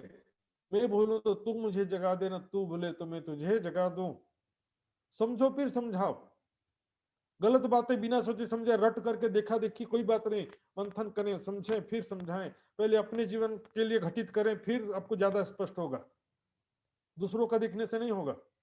अमीर के जीवन में क्या सुख दुख है, आप अमीर बनोगे तब पता चलेगा। गरीब के जीवन में क्या सुख दुख है, आप गरीब बनोगे तब पता चलेगा। इसी तरह से ये जो बातें हैं अपने जीवन में घटाने से वास्तविकता से पता चलता है। अपने आत्मकल्याण के लिए पढ़ोगे तब तो अपने जीवन में घटित होगा ना। पहले प्रचार करना है, बिजनेस नहीं है ये। इनकी पट्टी सिर पर जिन बांधी हो जिनको, इनके द्वारा पगड़ी जो बंधवाते हैं, कुछ त्योहार में, कुछ विशेष अवसर में पंडितों के द्वारा पगड़ी बना पहनाते हैं और उनको भेंट दक्षिणा देते हैं, लेकिन इसके द्वारा कोई सिर पे पगड़ी भी नहीं बंधवाना। बुंदेलों की जात में इनको उठाना कर, बुंदेलों के बीच में कोई आते हैं तो इनके सम्मान में खड़ा भी नहीं होना है। सुंदर बल्लभ बद्री भले मिले कलीमा है, करें ये सुंदर बल्लभ बद्री। इस तरह के जो पंडित हैं कलयुग में, सुंदर साथ जी ज्यादा नहीं, भागवत में ही देख लेना, भागवत के महात्मा में अब देख लेना, अच्छी तरह से लिखा है इसकी महिमा, बोलने लायक भी नहीं है। 14 विद्या निपुण है पर एको जानत ना है, यानी कि दिखावे के 14 विद्या निपुण है सुंदर साथ जी। वेदों का, शास्त्रों का और ज्योतिष आदि सब ज्ञान तो है इनको, दिखावे की बातें हैं। शाब्दिक अर्थ वेदों का जानने से कोई विद्वान नहीं हो जाता है, उसके गुण रहस्य जानने से विद्वान होते हैं। अरबी भाषा सीख लिए तो कुरान के ज्ञाता नहीं हो जाते। तारतम ज्ञान के बिना न कोई कुरान के रहस्य जान सकता है, न वेदों के, न शास्त्रों के, न पुराणों के। फिर बल दीवान आगे भाई, जो चर्चा जो ना, तब बल दीवान जी के आगे वहां पर इस प्रकार से ज्ञान चर्चा होती है, बताते हैं सारी बात। सब पंडितों मिलके मेरा चित्त दिया मरो न, ये चर्चा, ज्ञान की चर्चा नहीं। जाकर बद्रीदास जी स्वीकार कर लेते हैं, जब छत्रसाल जी गुस्सा होते हैं तब बद्रीदास स्वीकार कर लेते हैं कि सब पंडितों ने मिलके मेरा चित्त दिया मरो। सब ने, मैं तो रात में ही स्वीकार कर लिया था महाराज, क्या करूं, मैं वापस गया तो सब पंडितों ने मिलकर के मुझे ऐसा ऐसा बोला कि क्यों सत्य को स्वीकार कर लिया, हमारी रोजी रोटी कैसे चलेगी, मेरा चित्त दिया मरो। इस तरह से मेरे चित्त को उन्होंने बदल दिया, इस कारण मैं आ गया यहाँ पर। इस तरह से जेर भाई सब पंडित, फतेह भाई इस्लाम, इस प्रकार सब पंडितों की यहाँ पर हार हो जाती है। जैसे ही बद्रीदास ने सत्य स्वीकार किया, अप्रमाणित हो गया। जेर भाई सब पंडित, जेर होने की पराजित हो गए, फतेह भाई इस्लाम, सत्य ज्ञान की विजय होती है। इस्लाम मतलब सत्य शांति का जो मार्ग है, सत्य ज्ञान जो है उसके यहाँ सत्य की विजय हुई, असत्य की पराजय। भागवत की, गीता की, वेदों की, कुरान की, बाइबल की पराजय नहीं है, उनके जो अनुमानित ज्ञान लेकर के बैठे हैं विद्वान, उनकी पराजय। ग्रंथ की पराजय नहीं होती, ग्रंथ का तो स्पष्टीकरण होता है। वेदों का, कुरान का, पुराण का सब रहस्यों का स्पष्टीकरण किया, सत्य ज्ञान की विजय, असत्य ज्ञान की, असत्य ज्ञानियों की, अज्ञानियों की पराजय हुई। काफर श्याम हो के ले गए अपने ठाम। इस प्रकार से वहां से पंडित सारे शर्मिंदा होकर के जाओ, अब तुम लोग का काम नहीं है। ईमानदारी से बातचीत करने के बजाय छल कपट करते तुम लोग, जाओ यहाँ से निकल जाओ। शर्मिंदा होकर के वहां से जाना पड़ा। एक बात इत और भाई, अब यहाँ से सुंदर साथ जी प्रसंग फिर बदलता है। सब कुंवर ठाकुरों में, वहां पर जो भी कुंवर ठाकुर अर्थात राज परिवार के जो लोग थे, उन सब में क्या हुआ, खर्च राज की बख्शिश देख के धोखा भया मन में। वहां पर देखते हैं कि 5000 सुंदर साथ, और यहाँ पर प्राणनाथ जी के साथ में 5000 सुंदर साथ, उनका सब अच्छा अच्छा कपड़ा पहनते हैं, अच्छा अच्छा खाना खाते हैं, किसी प्रकार कोई कमी नहीं है, कहीं भिक्षा मांगने भी नहीं जाते हैं, कोई समस्या भी नहीं दिखती है। इतना खर्चा आता कहां से? उनका सारा खर्चा देख करके और संपन्नता देख करके धोखा हो गया मन में। क्या धोखा हुआ? खर्च पहुंचे नहीं। छत्रसाल जी के राजकोष से पैसा जाता नहीं है, क्योंकि उनके राजकोष में इतना पैसा है भी नहीं। वैसे बहुत बड़े राजा नहीं थे कि बहुत बड़ा खजाना भरा पड़ा हो, वैसे भी जनता की सेवा में वो समर्पित थे। अनावश्यक रूप से वसूली करके पैसा इकट्ठा करना उनका उद्देश्य भी नहीं था। जनता को दुखी करके पैसा इकट्ठा करके भरे रखते हैं, वैसे नहीं थे वो। उनके खजाने में वैसे भी, क्योंकि शुरुआत था, अभी इतना पैसा भी नहीं था कि सेवा कर सके। तो उनका जो राज परिवार के लोग थे, उनके मन में संशय हुआ कि जब राजकोष से पैसा नहीं जाता है तो ये उठे थे कहां से? ये पैसा कहां से आता है? आखिर कहां से सेवा आता है? ये निश्चित रूप से है इनके पास रसायन, इनके पास में जरूर कोई रासायनिक पत्थर है, कीमियागर, कीमिया याद है ना, पारस मणि, पारस पत्थर इनके पास में है, जिससे ये लोग लोहे को सोना बनाते हैं। सबो जानी मन में, सबने अपने मन में यही भ्रम पाल लिया, जरूर इनके पास में कोई चमत्कारिक पत्थर है, शक्ति, जिसके द्वारा ये पैसा प्राप्त करते रहते हैं। सिवाय एक महाराज के सबके मन में बस गई, एक महाराजा छत्रसाल जी के अलावा सबके मन में यही बात बस गया कि इनके पास जरूर कोई रासायनिक पत्थर है। बरस 3 बीत गए, यहां तक कि 1740 से 1743 हो गया, 43 आ गया, तब लग खर्च की खबर ना भाई, तब तक की खर्चा की खबर नहीं हुआ कि सेवा सारा कहां से आता है, खर्चा के लिए पैसा कहां से आता है। एक दिन विवश होकर के, बेचैन होकर के छत्रसाल जी ने निश्चय किया, आज मैं अवश्य पूछूंगा प्राणनाथ जी से, अब मुझे से सहन नहीं होता ये भ्रम की बातें। तब एक दिन महाराज ने पूछी, श्री राज से प्राणनाथ जी से पूछते हैं, छत्रसाल जी सबके मन में धोखो है, खर्च एक खर्च होते थे। ये प्राणनाथ जी, सब यहाँ के मेरे परिवार के सभी लोगों में, राज परिवार में और दूसरे लोगों के मन में ऐसा संशय बैठ गया, भ्रम बैठ गया है कि ये जो 5000 की इतनी बड़ी सुंदर साथ की जमात है, इनका खर्चा कैसे निकलता है, कहां से सेवा आता है। सुंदर साथ जी 5000, यहाँ 3 दिन का शिविर कितने मुश्किल से करते हैं हम, और वहां पर लगातार शिविर ही चल रहा है। 5000 तो जो रहते थे, और बाकी जो आ रहे हैं जा रहे हैं वो भी थे, आना जाना बंद था, लॉकडाउन नहीं था उस समय। पूरे देश भर से सुंदर साथ प्राणनाथ जी के दर्शन को, ज्ञान चर्चा सुनने आते थे, जैसे आज भी हम जाते हैं पन्ना जी या दूसरे स्थानों में, उस तरह से उस समय भी आते जाते थे। तो उनका खर्चा कैसे, कहां से आता है? सबके मन में धोखा है। प्राणनाथ जी कृपा करके इस संशय का निवारण कर दीजिए। तब फरमाई श्री राज ने, आवत खर्च साथ में से, प्राणनाथ जी बताते हैं, ये सुंदर साथ से सेवा आता, हमारे पास कोई पारस पत्थर नहीं है।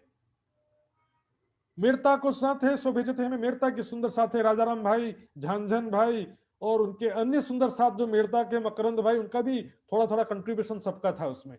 एक ही बस राजाराम भाई या झांझन भाई मुख्य जरूर थे इसमें, मुखिया के रूप में अग्रणी थे। मेड़ता के सुंदर साथ सब मिलकर के सेवा भेजते हैं। आज से नहीं, 1734 जब मेड़ता गए थे तब से 9 साल हो गया सुंदर साथ जी। हालांकि बीच बीच में कहीं संपर्क टूटने की वजह से और ऐसी परिस्थिति के कारण भिक्षा भी मांगना पड़ा, लेकिन जहां भी स्थायी हुआ संपर्क हुआ तो वहां से सेवा आ जाता था। तब छत्रसाल जी के मन में अमीरुल मोमिन, अग्रणी सुंदर साथ, और कोई मर्द, होशी मर्द, मर्द का चेला, सिर्फ नाम का सुंदर साथ हूं मैं। तब महाराजा मन में बहुत दलगीर भाई सुंदर साथ, कुछ बोलने की हिम्मत नहीं थी, चुपचाप उठ करके आ गए। बहुत दुखी होते हैं कि मैं बस नाम का सुंदर साथ, हम ब्रह्म सृष्टि के साथ में अजू भय ना सही, अभी तक मैं ब्रह्म सृष्टि कहलाने लायक नहीं हुआ, अभी तक मैं सुंदर साथ कहलाने लायक नहीं हुआ, वास्तविक सुंदर साथ, वास्तविक ब्रह्म सृष्टि कहने लायक अभी भी मैं नहीं हो पाया हूं। चुपचाप उठ के आ जाते। सुंदर साथ जी करते भी क्या करते, सुंदर साथ जी इनके खजाने में इतना पैसा भी नहीं था, यदि पैसा होता तो कहते नहीं अब से मैं सेवा करूंगा, कह सकते थे, लेकिन सुंदर साथ जी बड़ी व्यवस्था है ये। कि मैं कैसे सेवा करना चाहता हूं, तो अब भी क्या करूं? 3 साल तो जो गया तो गया, अब भी मैं कैसे सेवा करूं? बहुत दिलगिरी आई दिल में, माने ना आपको साथ है। दिल में बहुत दिलगिरी, बहुत ज्यादा दुख हुआ, माने ना आपको साथ, मैं अभी भी सुंदर साथ कहलाने लायक नहीं रहा। धिक्कार है मेरे जीवन पर, नाम का बस सुंदर साथ बन के बैठ गया। अजू काम दीन का आया ना मेरे हाथ, प्राणनाथ जी ने सारी जिम्मेदारी मुझे सौंप दी जागनी कार्य की, लेकिन अभी भी मैंने संभाला नहीं है, अभी मैं संभाल नहीं सका अभी तक भी। सुंदर साथ मेरे घर पे रहते हैं और सेवा आता है बाहर के सुंदर साथ से। धिक्कार है मेरे जीवन पे। सुंदर साथ जी सेवा की भावना देखिए। राजा राम भाई जान जान में सक्षम है, सामर्थ्यवान है, उनके मन भी सेवा की भावना है। लेकिन बहुत सारे ऐसे भी होते हैं सामर्थ्यवान होते हैं फिर भी सेवा की भावना नहीं होती है। बहुत सारे सुंदर सा सेवा करना चाहते हैं लेकिन सामर्थ्य नहीं होता है। लेकिन राज्य के यदि आपकी सच्ची भावना है सेवा करने की, तो राज्य आपको सामर्थ्य अवश्य देते हैं। सुंदर सा देंगे उतना बढ़ेगा, रखने से घट जाएगा। ज्ञान जो है देखिए सुंदर साथ जी, ज्ञान के विषय में कहते हैं कि ज्ञान बांटने से बढ़ता है, लेकिन धन के विषय में भी कहावत है कि धन सबके भाग्य का सबके पास में आता है, कोई किसी को देता नहीं है। यदि मैं आपकी सेवा में सेवा दूंगा तो समझो कि वो पैसा आपके माध्यम से आया है, आप देने वाले नहीं हो, और आप इस सेवा कर रहे हो तो उससे 10 गुना ज्यादा आपके पास में आएगा। और किया वह सत्कर्म, तो धन की बात है सुंदर साथ जी, सेवा कोई भी कम नहीं होती, तन की सेवा भी अग्रणी कहा गया है। विचार किया मन में एक बात कहूं जाए कि अब मन में विचार करते कि मैं दुख किससे कहूं, कौन मेरे को इसका रास्ता निकालेगा, मैं किस प्रकार से आगे भी सेवा करना चाहता हूं तो उसका क्या उपाय है, किस तरह से मैं सेवा कर सकता हूं, कौन मेरी हेल्प कर सकता है, कौन मुझे सही सलाह देगा, कौन मेरा दुख दूर कर सकता है। दिलगिर होए के प्रातः से पौड़े घरों जाए थे, सुबह से दुखी होकर के सुबह सुबह गए थे प्राणनाथ जी से पूछने के लिए, अब घर आकर के सुबह से कमरा बंद करके बैठ गए, और कमरा बंद करके रोते रोते सुबह का दोपहर हो गया। किससे कहें बात, किससे दुख कहें, कमरा बंद करके किसी को क्या बताऊं मैं, क्या मुंह दिखाऊं मैं, रानी को कहूं किससे कहूं, जब पैसा है ही नहीं मेरे राजकोष में तो मैं कहां से सेवा कर पाऊंगा, कैसे कर पाऊंगा। इतने दिन जो गलती हुई और आगे भी गलती सुधारना भी चाहता तो क्या करूं। जब हो गए दोपहर, घर में रसोई भाई तैयार, जब दोपहर के 12 बज गए और रसोई भोजन बनके भी तैयार हो गया, तो मंझली रानी उनको भोजन के लिए बुलाना तो चाहती थी, लेकिन रानी तो उठा ना सके। रानी दिखा ऐसा हालत है, कमरा बंद करके इतना रो रहे हैं, रानी की हिम्मत नहीं हुई। तब भेजी बलदीवान सो बाहर, तब बलदीवान जी को बुलावा भेजते, क्योंकि घर में बड़े थे, भाइयों में सबसे बड़े थे, और चाचा वाचा तो कोई बचा नहीं था अभी। चंपत राय के 3 भाई थे, चंद राय, खंग राय और सुजान राय। सुजान राय तो पहले ही शहीद हो गए थे, तो बड़े रूप में बलदीवान ही यहाँ पर सबसे बड़े थे। तो बलदीवान जी को बुलवाया, आए बलदीवान चल के, जगाए श्री महाराज। बलदीवान जी आते हैं चल के, अपने कक्ष से चल करके आते हैं और महाराज छत्रसाल जी को जगाते हैं जाकर प्रेम से। बलदीवान जी बड़े चचेरे भाई थे, लेकिन पूरा समर्थन था उनका, कोई भी नियत में खराबी नहीं था। सुंदर साथ जी नेगेटिव बातें जो बिना सोचे समझे करते हैं, उनको इतिहास के बारे में मालूम नहीं। तुम काहे हो तो दिलगीर सो कहो हमें आज, तुम क्यों दुखी होते हो मेरे भाई, क्या समस्या है तुमको, मुझे बताओ, क्यों इतना सुबह से बैठ करके रो रहे हो। कहोगे तो हो सकता है हेल्प कर सकूं, हो सकता है कि हेल्प ना कर सकूं, लेकिन तुम्हारा हृदय का दिल का बोझ तो हल्का होगा। तब कहीं महाराज ने नहीं कहवे की बात। छत्रसाल जी कहते मैं क्या बोलूं भाई, ये कहने की बात नहीं है। दाऊ दाऊ शब्द बोलते हैं वहां पे, बलदाऊ, ये कहने की बात ही नहीं है, ऐसी बात हो गई, इससे ऐसे दुख की बात हो गई है, शर्मिंदगी की बात हो गई है। ये मुख से कहने की मेरी हिम्मत नहीं हो रही। तब कही बलदीवान ने, एक ही चाहिए साक्षात कहे, फिर भी कहो, तुम कहोगे नहीं तो कैसे इसका सॉल्यूशन निकलेगा, कैसे समाधान होगा। तब महाराज जी कही हमारे मन में रहे, तो छत्रसाल जी कहते हैं अब तक हम सब के मन में ये बात शंका था कि इन पास रसायन, इनके पास में कोई रासायनिक पत्थर है, पारस पत्थर है जिससे ये सोना बनाते हैं। लेकिन आज तहकीक करी हमें, आज इस बात का मैंने पता किया, उनसे स्वयं पूछ लिया मैंने, और ये निश्चित रूप से सत्य जानकारी प्राप्त कर लिया। ये आवत खर्च साथ में से, ये सुन भयो दर्द, बाहर के सुंदर साथ से सेवा आता है। आपके घर में ठहरे और सेवा आता है बाहर के सुंदर साथ से। मेरे घर में ठहरे हैं और सेवा आ रहा बाहर से। ये क्या मेरी सेवा है, क्या समर्पण है, धिक्कार है मेरे जीवन को। और इस तरह से अपने आप को कोस रहे हैं। और अभी भी मैं क्या करूं, हम कैसे सेवक इनके, क्या खाक में से इनके सेवा किया मैंने, केवल बड़ी बड़ी बातें ही करते रह गया मैं। हम पर गजब की रही ना हद, कोई हद ही नहीं रहा शर्मिंदगी का। और मैंने जो, मेरे से जो ये गुनाह हुआ है, उस गुनाह का कोई सीमा नहीं रहा। सुंदर साथ जी, मानो तो गुनाह है, नहीं तो नहीं। सेवा में कमी होना, सेवा में सुंदर साथ जी दिखावा, बस बातें करना नहीं, काम से। वो तो छत्रसाल जी का तो परिस्थिति था सुंदर साथ जी, लेकिन हमारे अंदर ऐसे बहुत से सुंदर साथ भी होते हैं, हम भी, और इसमें कोई किसी सुंदर साथ की गलती नहीं है। हदीसों में लिखा है कि वो ऐसा समय आएगा, क्या लिखा है, शीघ्र कार्य का विचार उत्पन्न हो तो जल्दी से कर लो, क्योंकि ऐसा समय आएगा कि एक ही व्यक्ति सुबह मोमिन होगा, शाम को काफिर हो जाएगा। सुबह में बड़े अच्छे विचार आएगा कि वाणी पढ़ूं, चितवनी करूंगा, सेवा करूंगा, शाम होते होते गायब। सेवा लिखवा करके भी भूल जाते हैं, वाणी पढ़ूंगा बोलते हैं, टीवी देखने लगते हैं। सुबह मोमिन और शाम को काफिर, इतने जल्दी विचार बदल जाता है। सुंदर साथ जी, हमारी बात कह रहा हूं, छत्रसाल जी की तो ऐसी परिस्थिति थी, कोई बहुत बड़ा खजाने का भंडार नहीं था जो सेवा करें। तब बोले बात से है ना सुंदर साथ जी, देखिए। तो बलदीवान जी कहते हैं अरे छत्रसाल भाई मेरे, व्यर्थ में तुम इतना चिंता कर रहे, ये तो बड़ा इजी बात है, सेवा करना चाहते हो ना, इजी। एक जगह मारिए ताकि चौथे दीजिए, सब मिले। एक जगह जो टैक्स तो पटाते ही है सब, औरंगजेब बादशाह को टैक्स पटाते हैं, उसी से उसका खजाना भरा हुआ है। सभी राज्य वाले औरंगजेब को टैक्स पटाते, तभी तो उनका खजाना भर भर के रखा हुआ है।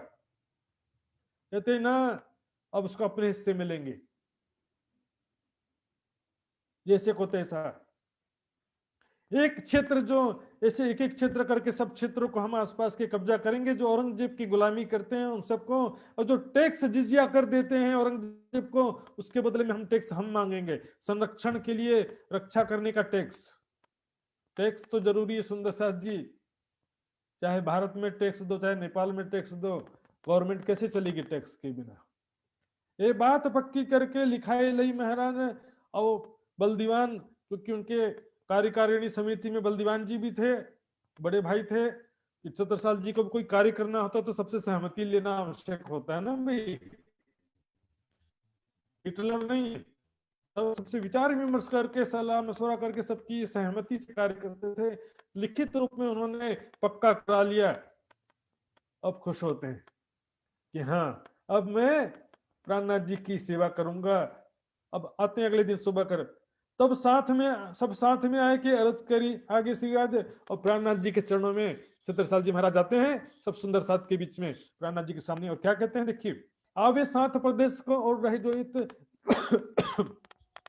जो प्रदेश से, विदेश से, दूसरे शहरों से, जो दूसरे राज्यों से जो सुंदर साथ आते हैं, यहाँ पर रहते हैं, और जो यहाँ पर स्थायी रूप से रहते हैं, स्थायी रूप से रहते हैं, जो आते जाते हैं, तीन सब की सेवा की मोहे है गरज करो नित्य, मैं नित्य नित्य प्रति नियमित रूप से हमेशा के लिए करना चाहता हूं वो सेवा, 2 दिन 1 दिन के लिए नहीं। सुंदर साथ जी, सुंदरसार जी विचार करने की बातें हैं। सेवा की कितनी ज्यादा आवश्यकता है, और सेवा भी सही दिशा में लगना चाहिए। जहां पर आवश्यकता नहीं, कहाँ भंडार पे भंडार इकट्ठा होता रहता है, कहीं पर जागरण कार्य करना है और सत्य ज्ञान का प्रचार प्रसार के लिए वहां पर हालत ऐसी रहती है कि प्रचार प्रसार करना मुश्किल हो जाता है। इस प्रकार छत्रसाल जी ने विनती किया कि मेरी इच्छा है, मेरी गर्ज है, मैं सेवा का लाभ लेना चाहता हूँ। मोहे है गरज। सुंदर साथ जी, आपकी गरज है सेवा करना, मेरी गरज है सेवा करना। सेवा करवाना नहीं, करना। सेवा करना आपकी गरज है, क्योंकि उससे सेवा करेंगे तो उससे आपका कल्याण होगा, किसी दूसरे का नहीं होगा। लेकिन निस्वार्थ भाव से, अहंकार रहित होकर के, कुड़ कुड़ के सेवा नहीं करना है। निर्मल हृदय से, आत्म कल्याण की भावना से, धाम धनी को रिझाने की भावना से, दुनिया में फूल हार पहनाएंगे, स्वागत करेंगे, तभी सेवा करेंगे, ऐसा नहीं। तब प्राणनाथ जी ने अनुमति तो दे दिया, लेकिन प्राणनाथ जी जानते थे कि छत्रसाल जी के राजकोष में इतना पैसा नहीं है। उनसे कहा, छत्रसाल कल सुबह अपने घोड़े को लेकर के आना, सुबह में आपसे एक जरूरी काम है, अभी नहीं बताया, बस सुबह सुबह आ जाना, सूर्योदय के समय में आ जाना। अब सूर्योदय के समय में छत्रसाल जी आ गए और प्राणनाथ जी ने कहा, सुबह से शाम तक जितने जगह में आप अपना घोड़ा दौड़ा सकते हो, दौड़ा लो।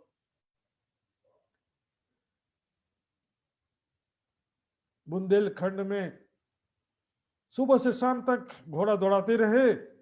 शाम को जब वापस है, प्राणनाथ जी ने कहा, छत्रसाल जित जित घोड़ा पग धरे, तित तित हीरा हो।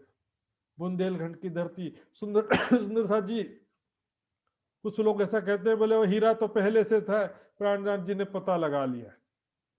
पता लगाने के लिए कोई वो हीरा खनन परियोजना वाले थे कि? प्राणनाथ जी के आशीर्वाद को, उनकी महिमा को कम करने वाले ऐसे लोग हैं। प्राणनाथ जी के आशीर्वाद से धरती हीरा उगलने लगी और कहा, जब तक तेरे वंशज प्राणनाथ जी पर श्रद्धा रखेंगे तब तक हीरा उगलती रहेगी धरती। छत्ता तेरे राज्य में धक धक धरती होए, जित जित घोड़ा पग धरे, तित तित हीरा होए। छत्रसाल जी कहते हैं, ये तो ठीक है, लेकिन मैं अपनी मेहनत से सेवा करना चाहता हूं। छत्री का मेहनत क्या है? छत्री का मेहनत है युद्ध। तो विनती किया और करी अरज हजूर में, करो इलाज बाहर निकलने को। कहते कि हे प्राणनाथ जी, मेरी इच्छा है कि आपको हाथी पर सवार करूं और यहां से हम विशाल सेना के साथ में निकलेंगे, बाहर निकलेंगे यहां से पन्ना जी से।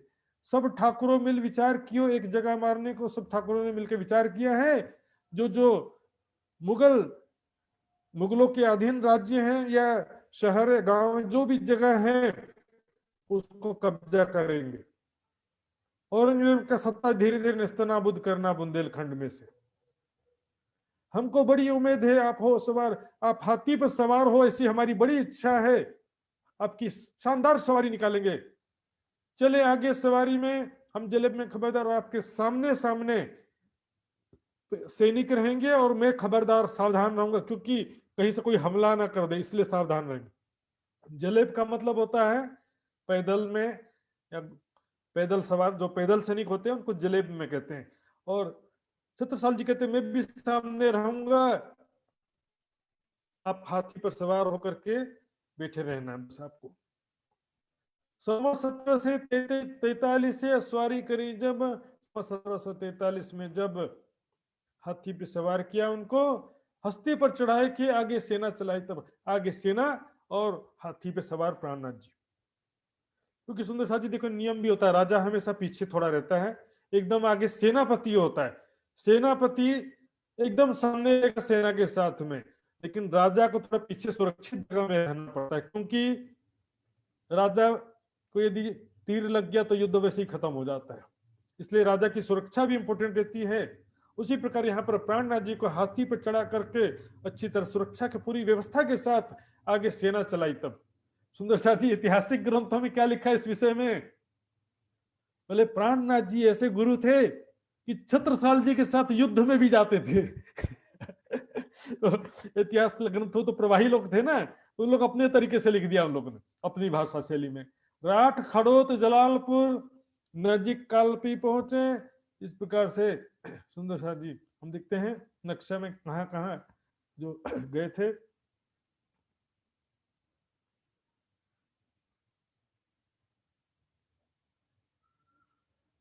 नक्शा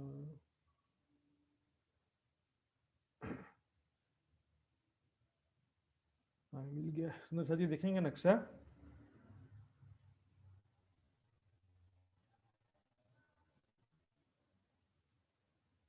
ये देखिए, ये पन्ना जी है, देखिए यहाँ पे पन्ना जी दिखा। पन्ना जी से अब यहाँ जाते हैं राठ, यहीं पर खड़ोता आता, फिर ये जलालपुर, ये आसपास के एरिया में भ्रमण करें, फिर ये चित्रकूट आएंगे। नजीक कालपी पहुंचे, कालपी के नजदीक पहुंच गए। ये तो मुल्ला काजी सैयद सब जमा किए यहाँ पर, जितने भी वहां के स्थानीय विद्वान थे, काजी मुल्ला थे, सैयद एक अलग प्रजाति होती है उसमें, मतलब उनके सॉरी जातीय होती है, तो उनका भी अलग मान्यता होता है, जैसे शिया सुन्नी होते हैं ना, उस तरह से जो भी थे वहां के विद्वान, शिया मत के जो विद्वान थे, सुन्नी मत के जो विद्वान थे, सूफी मत के जो विद्वान थे, सबको इकट्ठा किया। 300 कुरान हदीसों की चर्चा करी। जब कुरान हदीसों से चर्चा, ज्ञान चर्चा किया, सत्य असत्य का निष्कर्ष करने के लिए ज्ञान चर्चा होता है। शास्त्रार्थ हार जीत का प्रश्न बन जाता है, आपस में जो लड़ मरे, एकमात्र न छोड़े कोई, मेरी मुर्गी की एक टांग, मैंने जो कह दिया सही कह दिया, इसमें सत्य स्वीकार नहीं करते। ज्ञान वार्ता देखिए, निस्वार्थ भाव से जो ज्ञान वार्ता होती है तो वहां सत्य स्वीकार होता है। जेर हुए इस्लाम में सबो महजर लिख दिया तब, इस प्रकार वो सब क्या कुरान हदीसों की जो बातें थी उसमें जेर होने पराजित हुए, ज्ञान वार्ता में जवाब नहीं दे सके। और सुंदर सा जी ज्ञान वार्ता पहले बहुत बार हो चुकी है यहाँ पर, इसलिए यहाँ पर भी कोई डिटेल में नहीं लिखा है, पर इसका निष्कर्ष लिखा है, सबो महजर लिख दिया तब, ताम्र पत्र में, तांबे के पत्र में लिखित रूप में सर्टिफिकेट्स, प्रमाण पत्र लिख के सबने दिया। और उसमें क्या लिखा, ए हम तहकीक किया खाविंद जमाने का, ये सब हम निश्चित करते हैं कि यही आखिरी जमाने के खावंद आखरुल इमाम मोहम्मद मेहदी साहिब जमा है। सबने स्वीकार किया, हम अपनी आंखों देखिया जो कुरान हदीसों लिखा, कुरान हदीसों के प्रमाणों से हमने निश्चित किया है और समझा है। सो पहुंचाया सरे तोरे को, कानो सुनिया सुल्तान, ये सारी जो ताम्र पत्र लिखा था ना, उसकी एक कॉपी भिजवाया औरंगजेब बादशाह के पास में, सरे तोरे को। औरंगजेब बादशाह जो शरीयत का सबसे राजा था, शरीयत का तोरा यानी शासक होता है, शासक, शरीयत का जो शासक था, कानो सुनिया सुल्तान, औरंगजेब ने सुना भी। सुंदर साथ जी ये जो लिखित रूप में यहाँ भी भिजवाया और दिल्ली में भी जो रुक्का भिजवाया था सुंदर साथ जी, वो उसमें डिस्क्रिप्शन नहीं था ज्यादा, कयामत का समय आ चुका है, इमाम मेहदी आ चुके हैं, याजुज माजुज आ चुके हैं, इस तरह से निशानियां वगैरह लिखी रहती है। डिस्क्रिप्शन और विस्तृत ज्ञान वार्ता औरंगजेब नहीं सुन सका।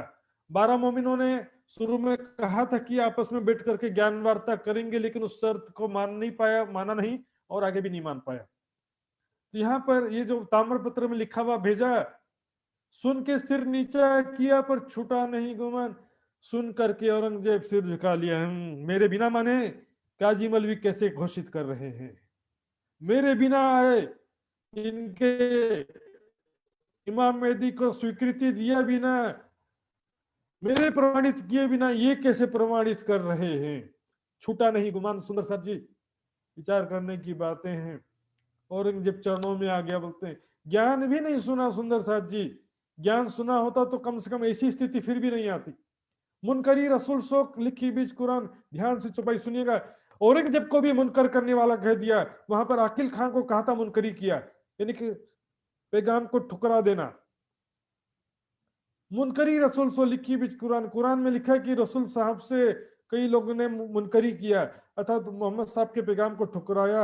उसी प्रकार यहाँ पर मोहम्मद हकी सूरत के पैगाम को औरंगजेब बादशाह ने ठुकरा दिया। सो क्यों ईमान लिया भी जो मुहर लिखी दो कान, औरंगजेब कहाँ से विश्वास लाएगा जिसके दोनों कानों पे मुहर लगी हुई है। औरंगजेब को भी ऐसा कह दिया। सुंदर साहब जी यहाँ पर सुल्तान का प्रसंग चल रहा है, औरंगजेब का दोनों कानों पर मुहर लगा, अर्थात ताला लगा दिया, सील बंद ताला, सुन करके भी सुनाई देता नहीं है, समझाने पर भी समझते नहीं है, देखते हुए भी दिखाई नहीं देता है। सातों निशान कयामत के जाहिर किए, जब कयामत के सातों निशान लिख करके उसमें सारा लिखा, तो ताम्रपत्र में लिखा भी था, सुन के सिर नीचा किया। औरंगजेब बादशाह ने ऊपर लिखा सुन के सिर नीचा किया पर छूटा नहीं गुमान, उसी को कह रहे सुन के सिर नीचा किया, मुनकर हुए तब मुनकर कर दिया औरंगजेब। यहाँ पर काजी मौलवियों को नहीं भेजा था ताम्रपत्र, यहाँ पर औरंगजेब बादशाह के पास भेजा था, इसलिए उनको ही मोहर, उनके दोनों कानों पे मुहारे कह रहे हैं और उनको मुनकरी करने की बात कही जा रही। और उसमें ये सब बातें लिखी थी संक्षिप्त में कि दावा हुई जाहिर, उगा सुरमगरा दाबतुल धरती का जीव जाहिर हो गया। जो वास्तविक वृत्ति है, शेर की छाती, सुअर के आंखें, मूर्ख गर्दन, हाथी कान, जो बातें लिखा सारा पश्चिम से यानी मुस्लिम के बजाय हिंदुओं में ज्ञान का सूर्य उदय हो गया है। लड़ा दज्जाल अहमद सो मोहम्मद हकी सूरत के साथ में। दज्जाल शैतान अज्ञानता और जो स्वाप्निक चेतना शक्ति जीवों के अंदर है वो भी जो है काजी मौलवी पंडित पादरी सब लोग लड़ाई कर रहे हैं। बिन बातिन ने देखा तब सत्य ज्ञान को न समझने के कारण ये सब सामने खड़े हो गए झगड़ा करने के लिए, विरोध करने के लिए।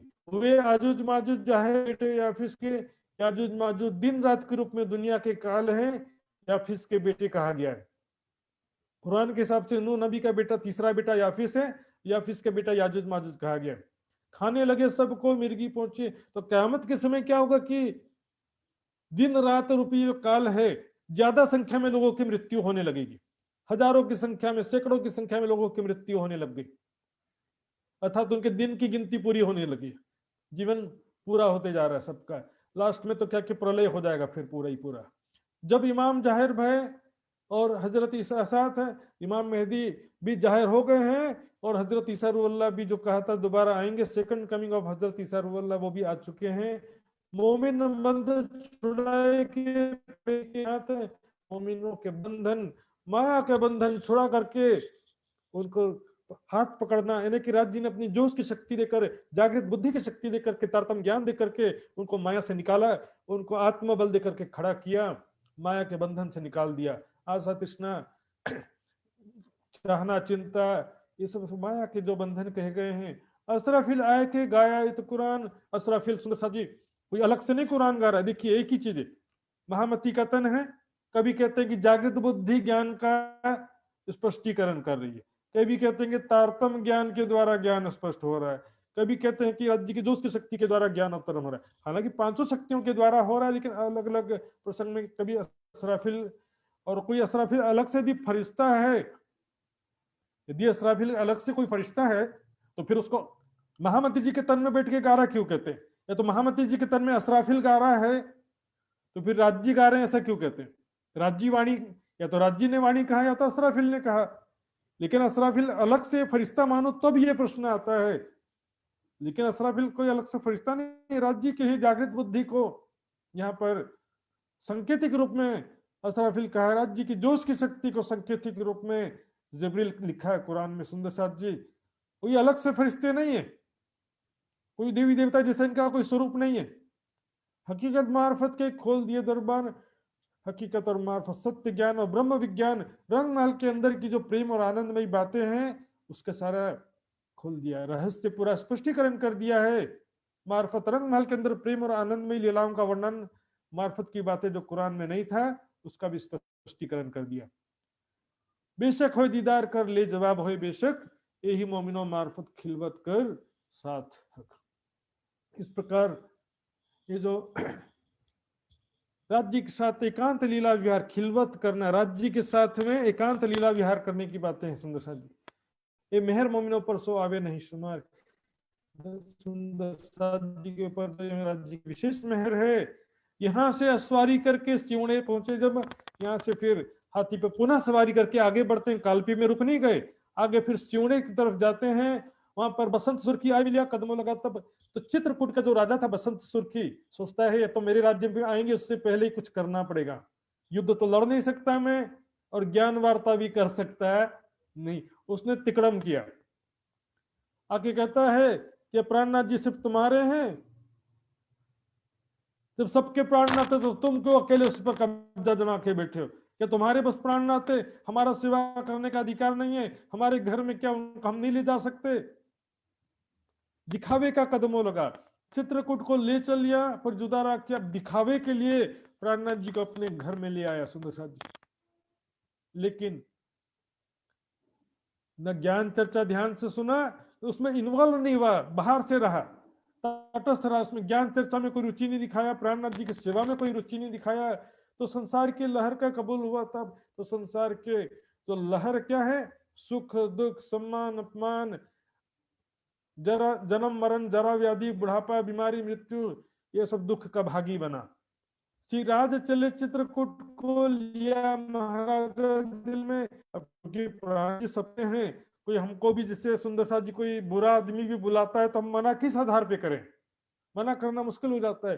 तो तब छत्रसाल जी ने विचार किया, सेवा में भंग होते कोई इलाज करो, इनसे सेवा में भंग हो रहा है, प्राणनाथ जी की सेवा ठीक तरह से वहां नहीं हो पाएगी, कुछ उपाय करना पड़ेगा। तब सेवा के वास्ते पहुंचाया, सब साथ सेवा के वास्ते, साथ में कई सुंदर साथ को भी भिजवाया। कुंवर ठकुरानी सभी सोपे सिराज के यहाँ, और बहुत सारे कुंवर ठकुराइनी मंजली रानी और दूसरी जो है जो समर्पित सुंदर साथ थी, महिलाएं थी परिवार की, उन सबको सेवा के लिए भेजा। प्राणनाथ जी की सेवा में कमी नहीं होना चाहिए, मेरे से जुदागी में दिल में पत्थर रख करके सहन कर लूंगा, लेकिन प्राणनाथ जी को कोई कष्ट हो मैं सहन कर सकता नहीं। 1 बरस तहां रहे खोले अल्लाह, 1 साल तक चित्रकूट में रहे, वहां पर बड़ा क़यामतनामा ग्रंथ अवतरित होता है, जिसमें कुरान की हदीसों के बहुत सारे किस्सों का, प्रसंगों का गोही अर्थ है स्पष्ट किया सुंदरसाद जी। वहां पर बड़ा क़यामतनामा ग्रंथ में हर एक प्रकरण में एक एक किस्सा है सुंदरसाद जी। जैसे मैंने बताया था महमूद गजनवी का किस्सा, जैसे लकब इद्रिस दर्जी का किस्सा आएगा, किसी में जकरिया पैगंबर का किस्सा आएगा, ऐसे हर एक प्रकरण में कोई ना कोई किस्सा आता है।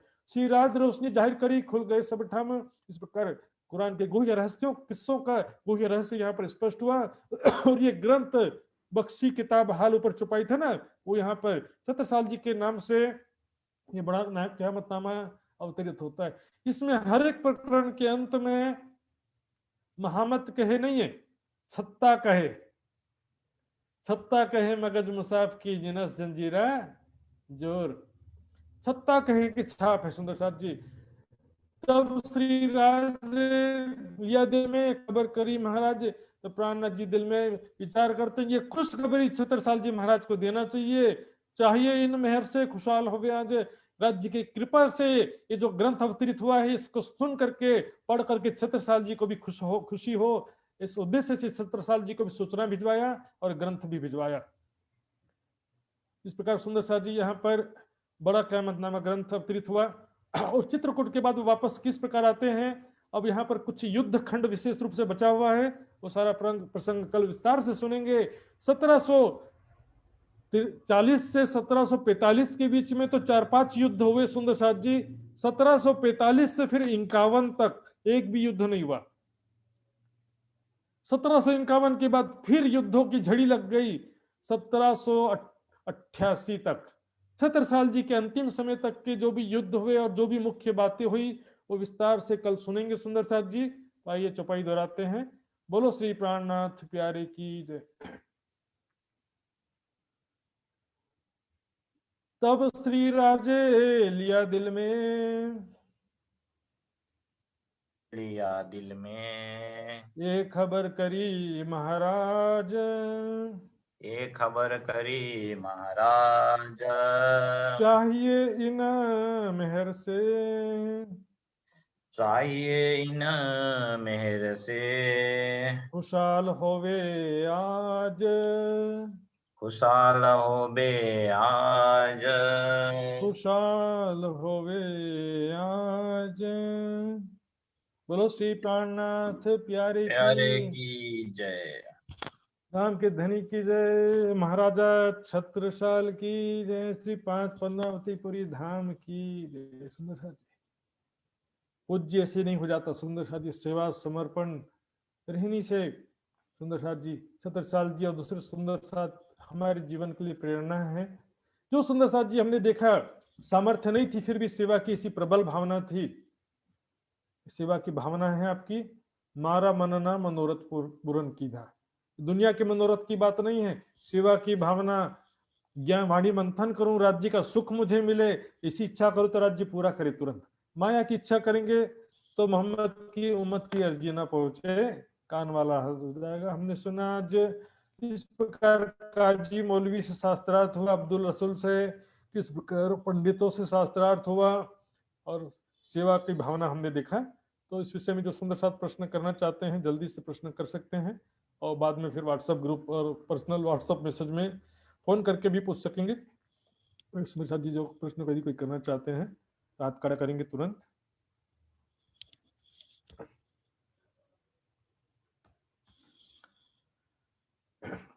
तो सुंदर साथ जी अभी फिलहाल कोई प्रश्न भी नहीं है सुंदर साथ जी, और मैं फिर क्योंकि आज फिर मैं पन्ना जी की यात्रा में प्रस्थान करने वाला हूँ। कल की सुबह पन्ना धाम में पहुंच करके पन्ना जी की वितक वहीं पर आगे कंटिन्यू करूंगा सुंदर साथ जी। तो सभी सुंदर साथ से निवेदन करता हूँ और प्रणाम करते हुए आदरणीय श्री लक्ष्मण जी से निवेदन करता हूँ कार्यक्रम की रूपरेखा आगे संचालन करेंगे। सभी सुंदर साथ जी कोमल चरण कमल कोटि कोटि प्रणाम जी। तो भूल चुक हो गया तो सभी सुंदर साथ जी क्षमा करेंगे।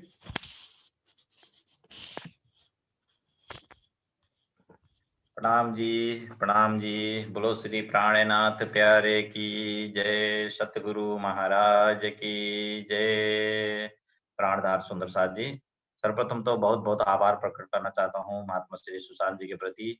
आज के प्रसंग में भी हमने पन्ना जी के प्रसंग में केंद्रित रहकर श्रवण किए सुंदर साथ जी आज के क्लास में।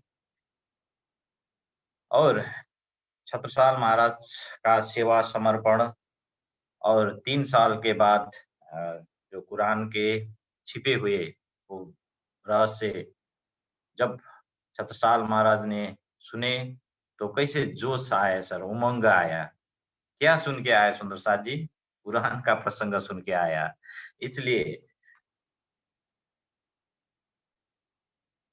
आगे के प्रसंग में हम पन्ना जी के ही प्रसंग श्रवण करेंगे। और सेवा के विषय में तो बार बार हम सब ने सुन रहे हैं कि किस प्रकार के पन्ना जी में सेवा कर रहे हैं महाराज छत्रसाल जी ने। और जब सब 5000 सुंदर साथ जी को सेवा मेरता से झांझन भाई और राजाराम भाई से हो रहा है, ये सुनने के बाद छत्रसाल महाराज को कैसा दिल में दर्द हुआ सुंदर साथ जी।